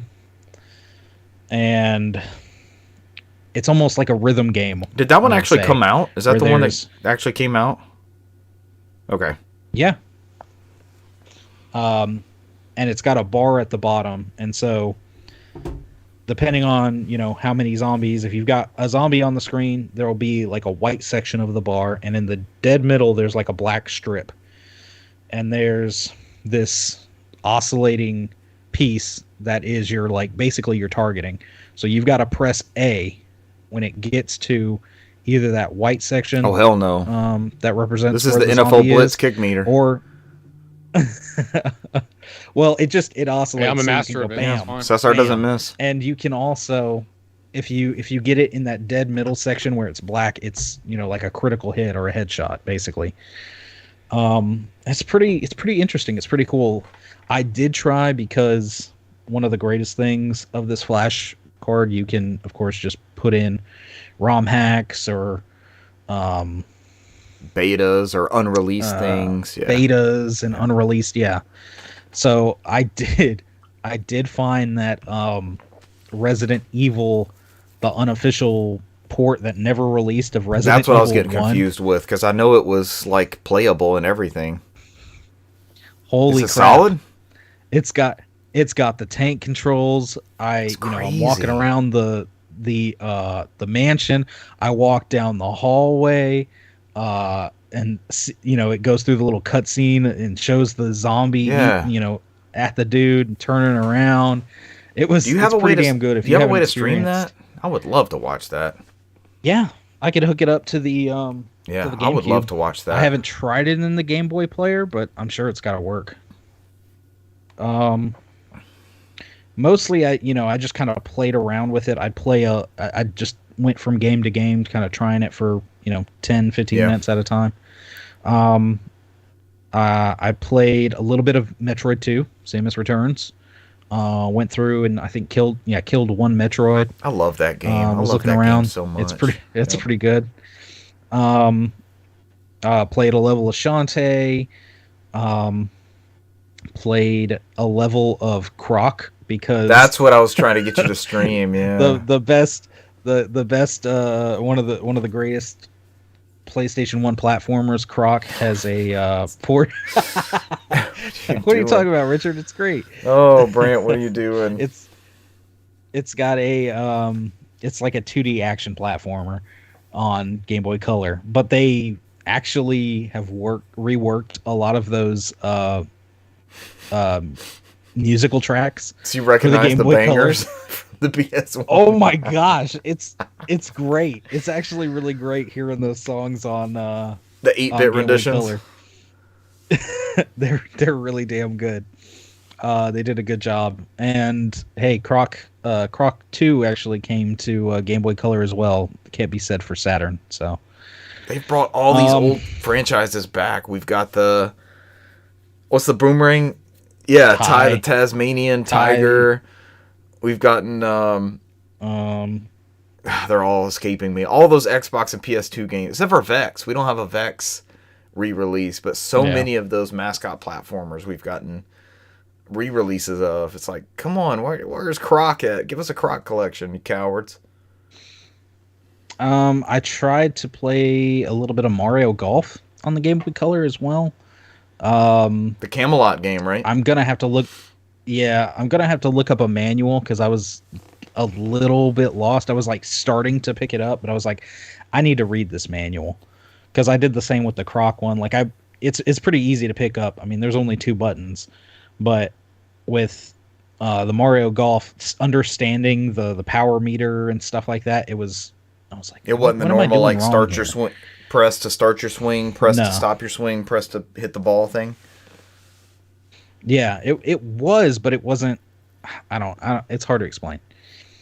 And then today, actually, I was at my dad's house, and after we ate lunch, I'm just sitting over there. I'm like, I wonder what else. One game that it's supposed to be coming out to the Switch at some point.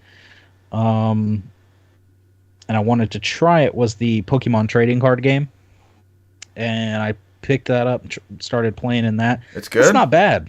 I never had that I Me never neither. had that as a kid. I had the actual cards, but I never had the And- card game. Yeah, I had the cards, The TCG. but the card game, the card game, video game on the Game Boy is pretty damn solid. Playing around with The it a little artwork bit. is recognizable. Like you know what you're looking at on the. That's Yeah. pretty cool. It is coming to Yeah. the Switch Online service. I forgot about that. It's one of the ones they previewed. And so I'm probably still going to be playing around with that for a little while, but I'm ready for my parts to get here. I want a new shell. I want an IPS display. Oh damn, you're like totally going in and making a new one. Yeah, I'm going in. I'm going in. Get the Get it. the hips, not the tiffs. And lastly, I did finally today beat All Skyward right. Sword.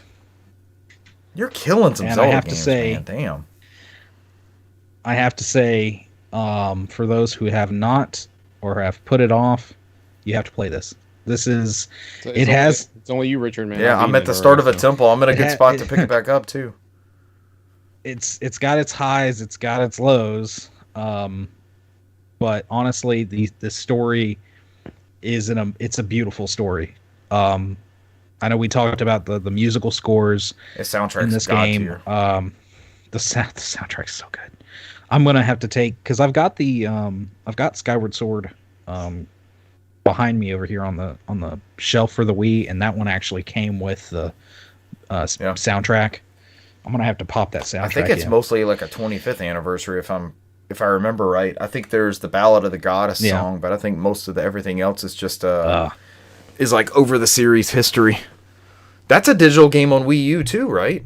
Skyward Sword, isn't it only $20? I think. Yeah. Yeah. It's like Yeah, 20 because bucks. mine was still sealed when it came out on Wii U. I was like, sure, I'll just keep mine sealed. I'll grab this $20 one. That'll show him. Got my revenge. Same thing with Metroid Prime trilogy. Yeah. That'll show them. So last week I had like one more Sanctuary to go through. So I did that trial. I did that Sanctuary. Hunchback of Notre Dame, man. That's all I hear. Sanctuary. Ringing the bell. Got that last piece of or forged the Master Sword in the fire. Have the true Master Sword, and I'm like, okay, good. This is it. I'm gonna be done. Nope. Quest. Fetch quest. Are you ready for the pattiest padding ever? You were talking about padding earlier. This is where the game took a dive for me, and I was really getting pissed off Not bad. at first. but I stuck it out. Okay. So you go back after you get the Master Sword, and you find out that you get to actually see Zelda, and you learn what all is going on. And she says that she's going to, because you go to that gate of time, you go back in time, you see Zelda. She tells you all the the story bits, gives you the lore, and then she says that she's going to be staying in the past for now, in sleep, in order to keep the sealed evil away. And she wants you to find the Triforce, and once you have sealed the evil away, she can awaken. So, Weird. the only hint you're given, it's actually a pretty that whole portion is actually pretty powerful. I was like, damn, this is some good shit. At least But she's like then not she asleep was the like, whole yeah, time. There's been some Zelda games where she's Yeah. gone. So, so the only hint that you get is the Triforce is on Skyloft somewhere. You go up. They tell you nobody knows. Like, oh, we don't. Nobody knows. That's, it's kind of been a lore, but nobody knows anything. You're gonna have to ask the guardian of Skyloft, but he's over in that storm over there. And the last time I saw him, he like charged at me, and I don't know. There's something wrong I've with seen him. that storm, I think, on my playthrough. So you go through this quest, and you have to get basically like a big thing of, it was like pumpkin soup, and take it to him. And then you get there, and he's like infested with, because he's a giant like whale. Like the And windfish? he's got like these, yeah, basically. He's this huge whale, and he's got like these barnacles on him, and there's like these weird tentacles with eyeballs on him popping out. And so you've got to attack those, and then this thing pops out of the blowhole on the top of his head, and you have to get down and battle that. Stab him in the So after blowhole. you do that, he tells you, "Oh yeah, the goddess entrusted me with this song, but it's only part of it, and the song is the key to finding the Triforce. That's all I know. The other three parts of the song are only known to the dragons. So now you've got to find the dragons. At this point, you've only seen the water dragon. So I've got to go down back to the woods. The woods are Kinda flooded. like a backtracking thing, So- somewhere you've been before. Yeah, the woods are completely flooded. So you can't go to any of the bird statues in the woods. You've got to go way over to the start, and eventually get over there, being flung over into the woods. You have to swim around. You eventually talk to the dragon. She's like, "Oh yeah, I flooded the woods because I'm trying to get all the bokoblins, all the monsters and stuff. I'm Scorched earth trying policy. to get him out of here." So she goes, "Well, I'm not just going to give it to you. I'm going to have you prove yourself." And she sends out, I forget what she calls them, but they're these little fish that look like musical notes. And they are scattered under the water. So you've got to swim Go find. and collect all of them. They all wind up being color coded, so it's, you can find them. Yeah. There's some that, you'll have like 2 notes or a single note, but something that is a long string of notes, you have to collect them like all together, like very quickly, because if you collect one and then another, and then if you take too long getting it resets. So there's like 3 measures to this portion of the song. So you have to run around, get all these freaking pieces. Then once you do that, you go back to her. She goes, "Oh, okay, cool, you did it. All right, here's my portion of the song." So now you have to either go to the desert or the volcano. I chose to go to the volcano. I go to the volcano. Immediately, as I am diving down, the volcano erupts. Send you right back up. And guess what happens? I get captured. Oh. And all my shit is taken. Oh, the Metroid intro.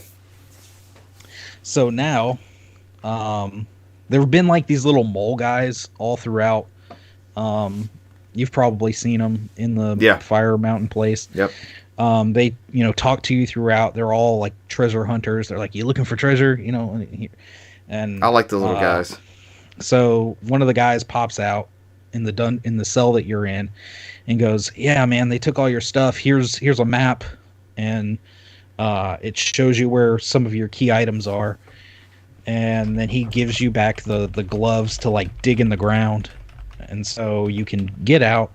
But then you're in a portion where it's bokoblins everywhere. Some are in a tower, and they can see down with a light. There's other ones that are just patrolling. and it shows you like very up top, or near the top of a high point. There's bokoblins with a like a trebuchet, and if one of them sees you, they go "Wah!" and fire a trebuchet, and you go back down to the bottom. So yeah, you've got to work your way up. Some insta fail states there.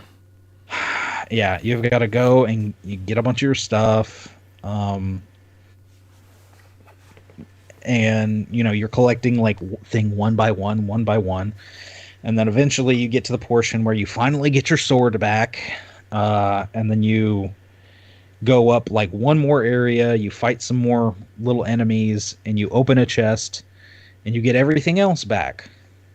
So after that, you finally go down this one area, you find the dragon. He goes, "Oh, hi, sorry, I woke up, my power surged, the volcano erupted, sorry you got caught up in that. Okay, here's your song." So that one sucked just because all your shit gets taken away. All your stuff's gone, yeah. So next you have to go to the desert. And you said that was any order, right? Like it doesn't have to be one or the other? Yeah, I think you can go in any order. So I go to the desert. I get there to find the dragon's skeleton. Because, of course, this used to be a lush environment, and now everything's dead. Mm-hmm. So, obviously, with most everything else in the desert here, you got to find one of those time shift stones and bring it back. So, this one was probably the least annoying out of all of them.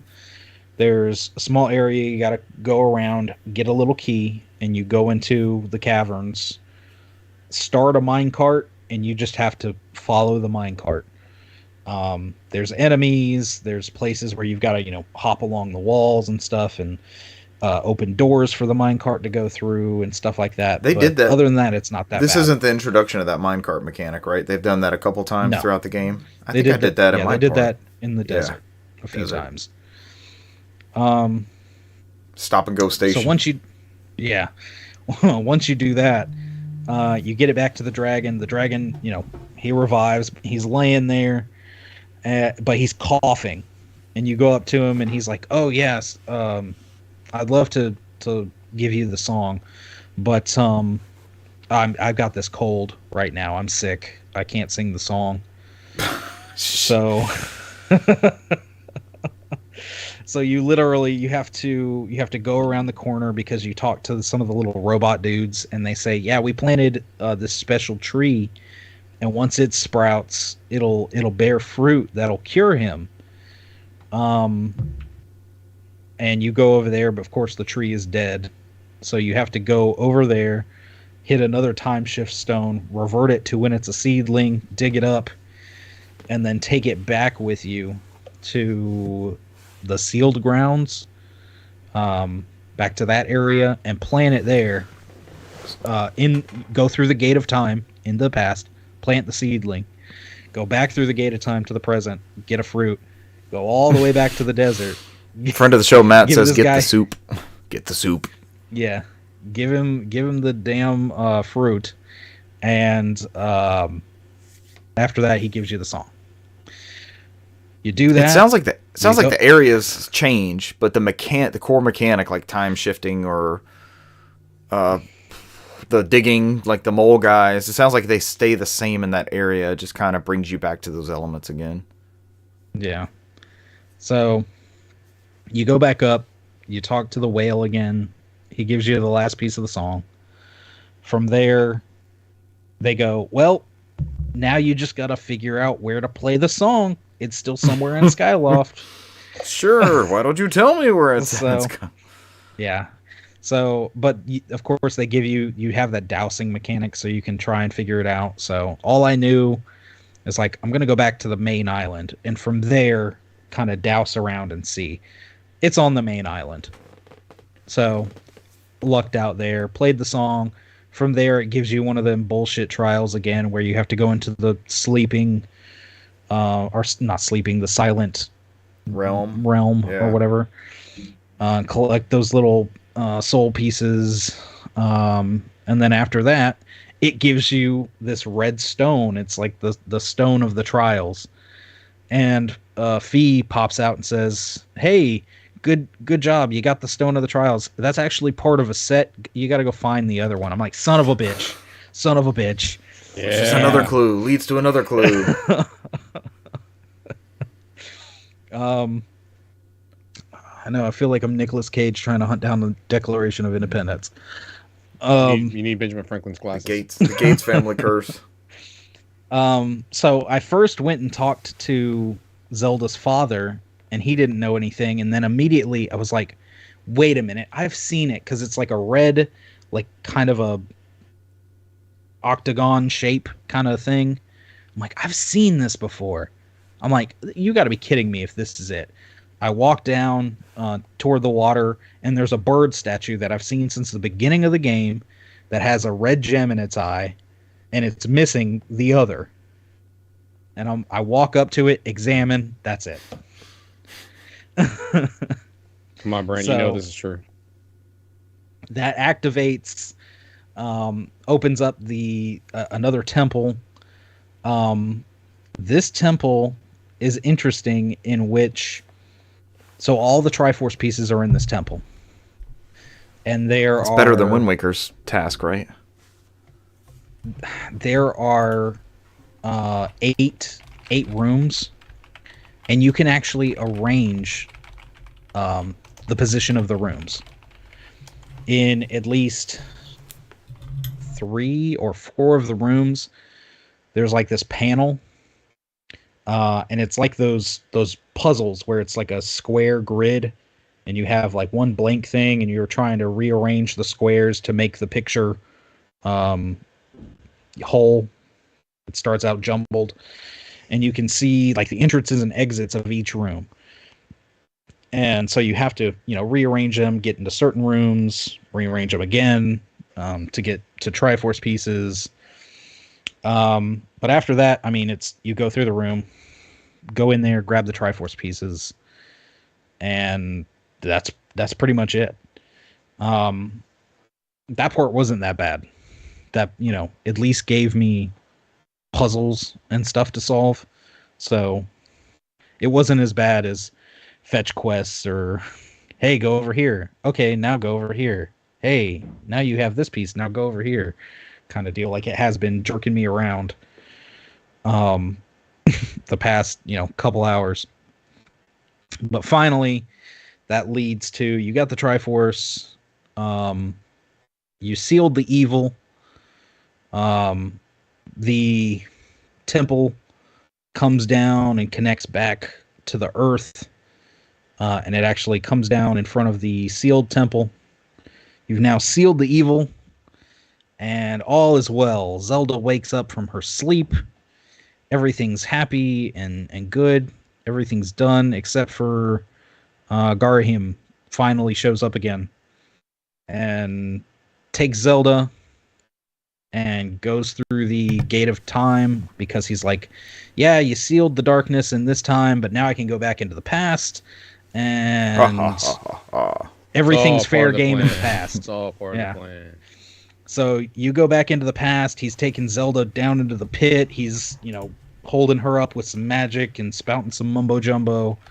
He's sealed off the area to the pit with like this light diamond things. So you can't just jump down there. You've got to run down the spiral. And as you start running down, he's like, yeah, I can't have you interrupting me. And he just summons a bunch of bokoblins and stuff.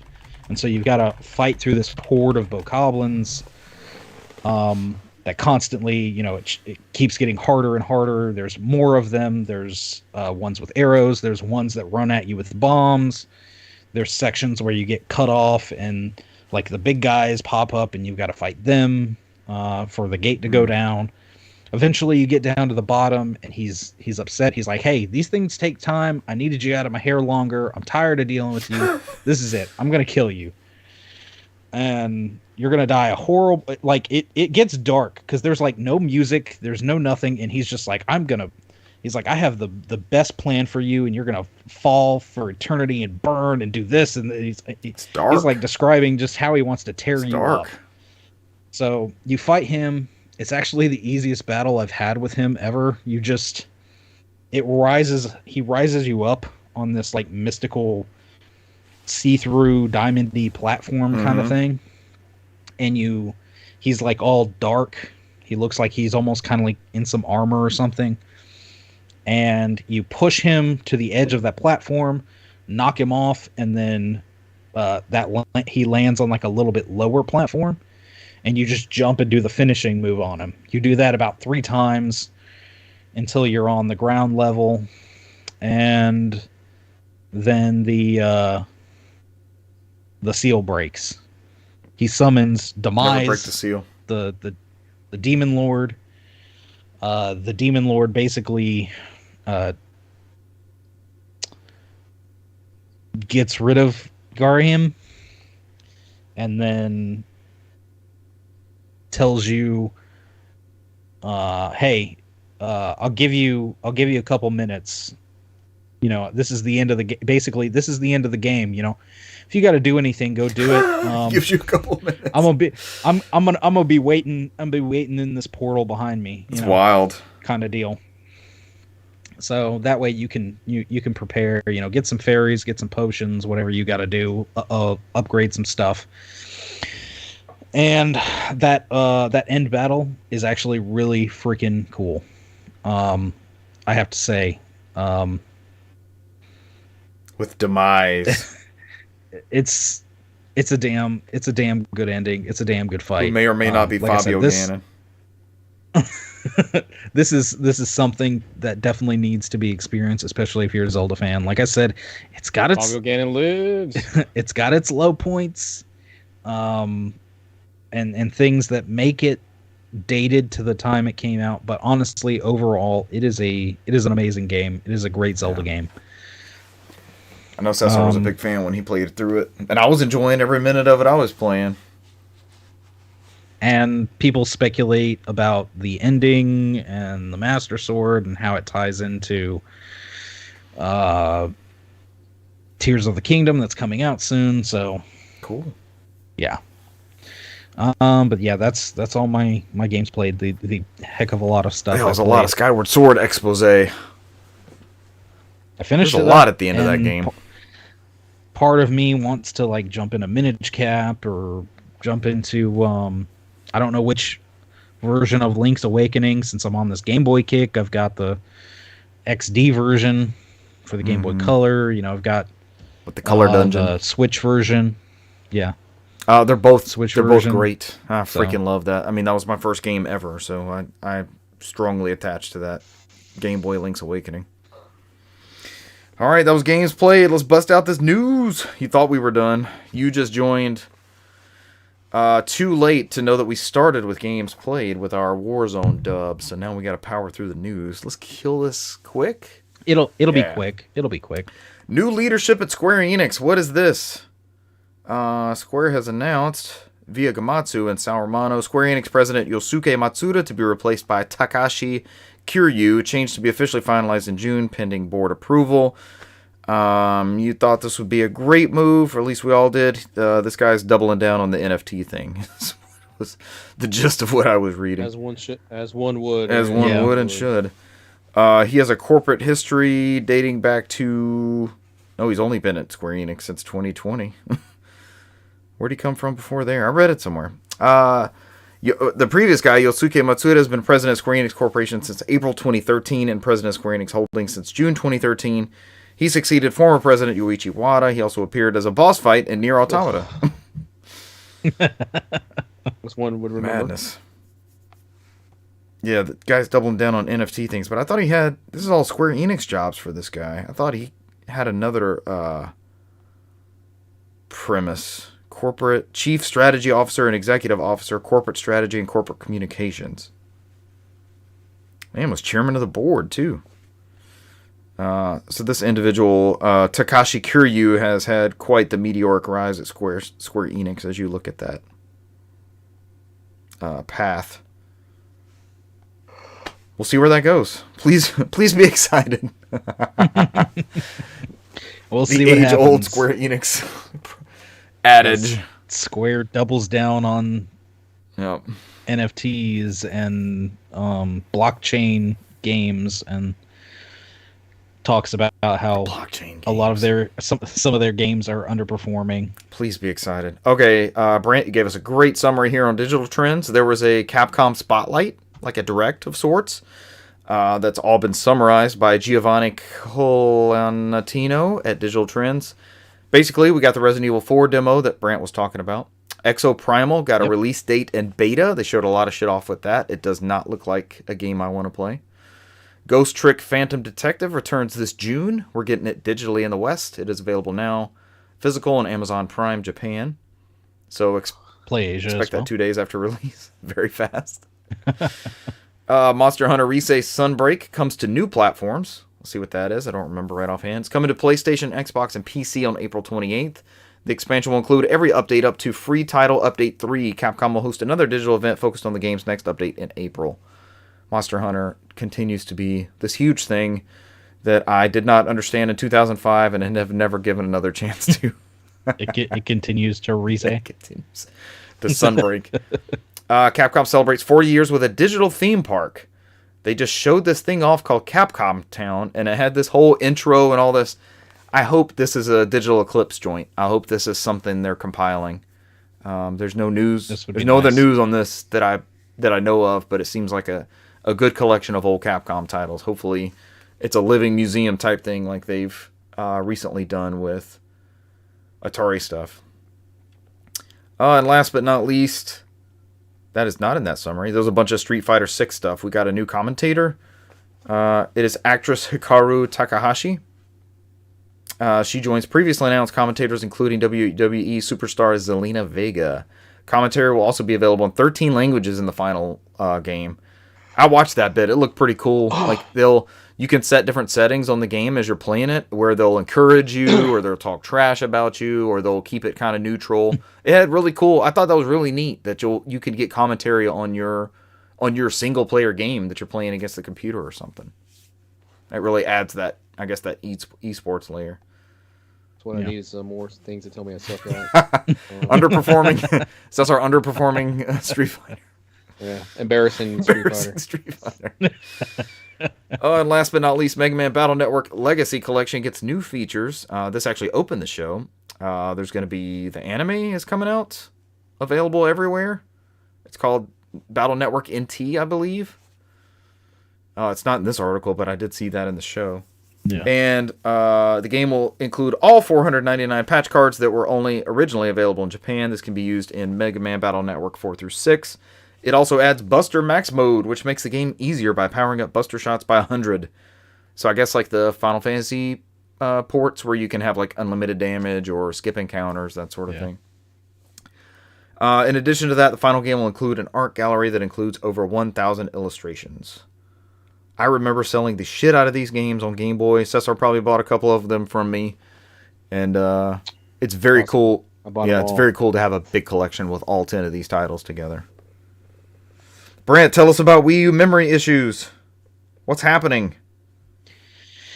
So, at least a couple years ago now, I had the exact same thing happen to me where my Wii U had an error. And it was a weird memory error. I couldn't update. I couldn't connect to the internet or You can't even play games, right? I could play. I could go into the virtual Wii and actually play some games there. I should have at that point modded my system and done some things to recover. Did it die after that? I did the thing you're not supposed to do. I hit You hit what? I tried. You bugged out from it. I hit format. Oh, I tried to format the system, and that kills it. That just breaks it immediately. I have seen. I don't know if 100% works on everything or if it's 100% bricked, but I have seen some people talking about a fix with some kind of Raspberry Pi and some files on a SD That would card, be good. and it injects it and gets you to like a service menu on the Wii U, basically. Yeah. So that you can write that Um, NAND back, whatever that boot prompt Yeah, is on that thing. But most of the time, it's the best thing to do is homebrew your Wii U and back up the NAND and just have that. So I found a guide for this, and I found a 5-pack of 32 gig SD cards because I've got 3 total, and then I've got 2 other ones that I know of that need this done. So I may just have a party and knock out a bunch of these backups, because you can recover it. Supposedly, there's no way yet to do it, but you can recover it once you have that stuff backed up. Yeah. So essentially, what is happening is this from The Verge, Umar Shakar, Tupac's cousin, Umar. saying, "Is your Wii U dying of loneliness?" A bunch of people are noticing, turning on their Wii U, of course, since we only have a couple weeks to download whatever you want or dusting them off and re-download. firing them up. Firing up your Wii U. People are getting that itch again. People are turning it on to find it's unplayable. You get an error message, error codes 160-0103, 160-2155. All of it boils down to either the NAND being of lower quality and degrading, or something software based where it's just it's not communicating with the NAND. It's some kind of never addressed. And like we said, once it gets to that point, if it's fully bricked, it's not 100% known if you can even get your system back, or if it's just going to be a doorstop at that point. Do you have that one still? I do. Your doorstop? Yes. How did you end up buying another one? I think I remember you going over this on the show, but I can't remember what you did. I found a Wii U that was literally just the console. It said, works. Yeah. Just the console. It was like $75 off eBay. Yeah. I bought it, took a chance, paired the all your other stuff with it, gamepad to it, and it worked. It worked. Everything worked. I was like, all right, it's there. It had a profile on it, so I had to go through like getting all that off and everything. But then when I tried to sign in, of course, Nintendo at that time just started the Nintendo ID, and they had a practice of one Nintendo account per system. And that system became locked to that Nintendo ID. So literally, to fix that, I had to call Nintendo, give them the serial numbers of both Wii U consoles, give them my Nintendo account information, and they were able to unlock the old one, basically, and let me sign in. So archaic. Yeah. But from there, I was able to re-download, all the games and stuff. Now all my saves and everything were on that other console, so that's all gone. But I mean, nothing really of note. Negligible at this point. So yeah, of course, in the article they note that Nintendo's not officially repairing these anymore, so it's just get it out, plug it in, see. Hopefully, it still works. Back them up. Pray for the best. Yeah. Mod them. Back up the your mod hand. looks super, super easy. I looked at a video on how to do it. Now I think it's called like Tiramisu. Yeah. Is the latest one, and I saw that like 2 years ago, and just haven't done it. But it looks like the easiest I've ever seen it. Unpack something on the card, pop the card in, go to a certain browser page, go to a URL, and that's it. Yeah. It's done. And you can even do, like, if you just want to, you could back up certain parts, or you could back up the whole console to the SD card, which I think I'm going to get a 64 gig card pack. It's $30 for 5 of them. So I'm just going to back all of that up onto those. I think that would be the best way to go right now. I know my OG day one is fine because I was playing Metroid Prime Trilogy on it the other day. But the other two haven't been hooked up in a long time, so not sure about those. I hope for the best. Yeah, because that's the thing. You think sitting in a closet, not plugged in, it's not gonna, have fine. any crazy surges or anything. Yeah. But that's not the case. It's people that have had them in closets and they're taking them out now and finding that they just don't work. One of the ones I bought, I did not do what you were talking about, Brant, because they had so many digital titles that I was never going to buy. They had Wind Waker and Ocarina and Mario 64 and Mario 3D World. Like they had all these licenses on there. And because of that Nintendo ID, I was like, I'm just going to leave it on there. So I had a friend that bought one used a while ago, a long time ago. And I think he was able to sign into his Nintendo ID. I never remember, but he said they had a bunch of digital games on there already. I know this one. Did they start doing Nintendo Land digital packaging with the Wii U? I want to say you could buy it digitally. I don't think they started putting it in there. That's the thing is, I remember it came in the box with my Wii U. Yeah, I got a physical copy too. I have it physical on there. Even after I took off their Nintendo ID and everything and logged into my stuff, there's a digital copy of Nintendo Land on this 3D, or on this Wii U. The pack-in that should have been, right? Yeah. Interesting. So go ahead and do that now. When do the stores close? End of March is the official day? Yeah.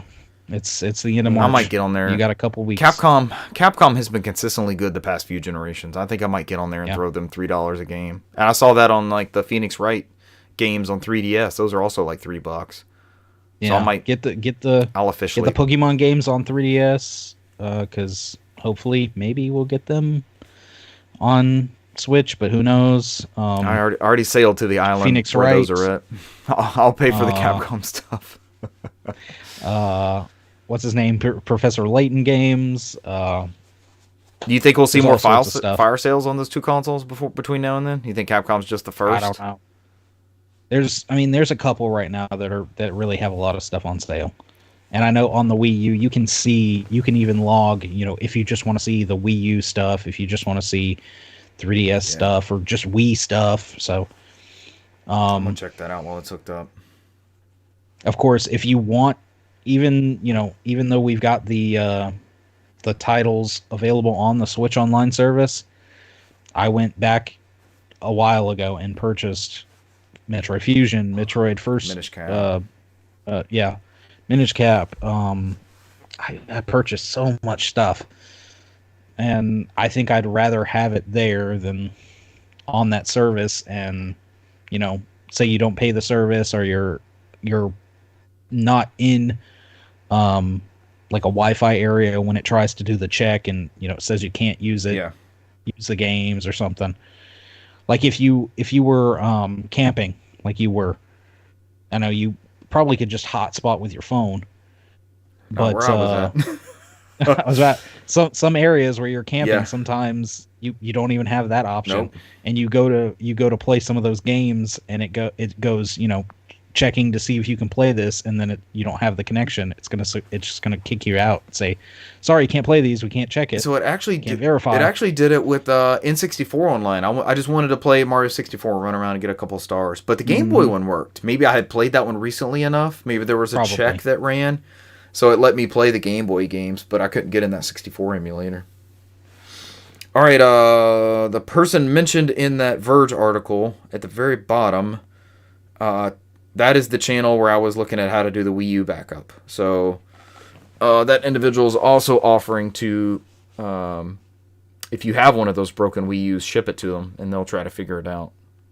So if you're all about the cause, Brant, that's an option. But I say wait for a solution. It's not too far. Yeah. Last but not least, in news, coming soon to Game Pass, Xbox Game Pass, you have Dead Space 2, Dead Space 3, Civ 6, Guilty Gear Strive, Valheim, I know that's a popular PC title, and Ni no Kuni 2. Let's see what's leaving, and then we'll get the hell out of here. Leaving Game Pass, F1 2020, Goat Simulator, that's a big one, Kentucky Route Zero, Marvel's Guardians of the Galaxy, Paradise Killer, Undertale, another big one, Young Souls, and Zero Escape the Nonary games. Those are all leaving Game Pass on March 15th. Play them this week as soon as you hear this episode. If you listened this far, thank you. And I'll go play those titles if that's something you want to get into. All right, guys, we're almost 2 hours in. Do y'all have anything else you want to add? Yeah. Golly.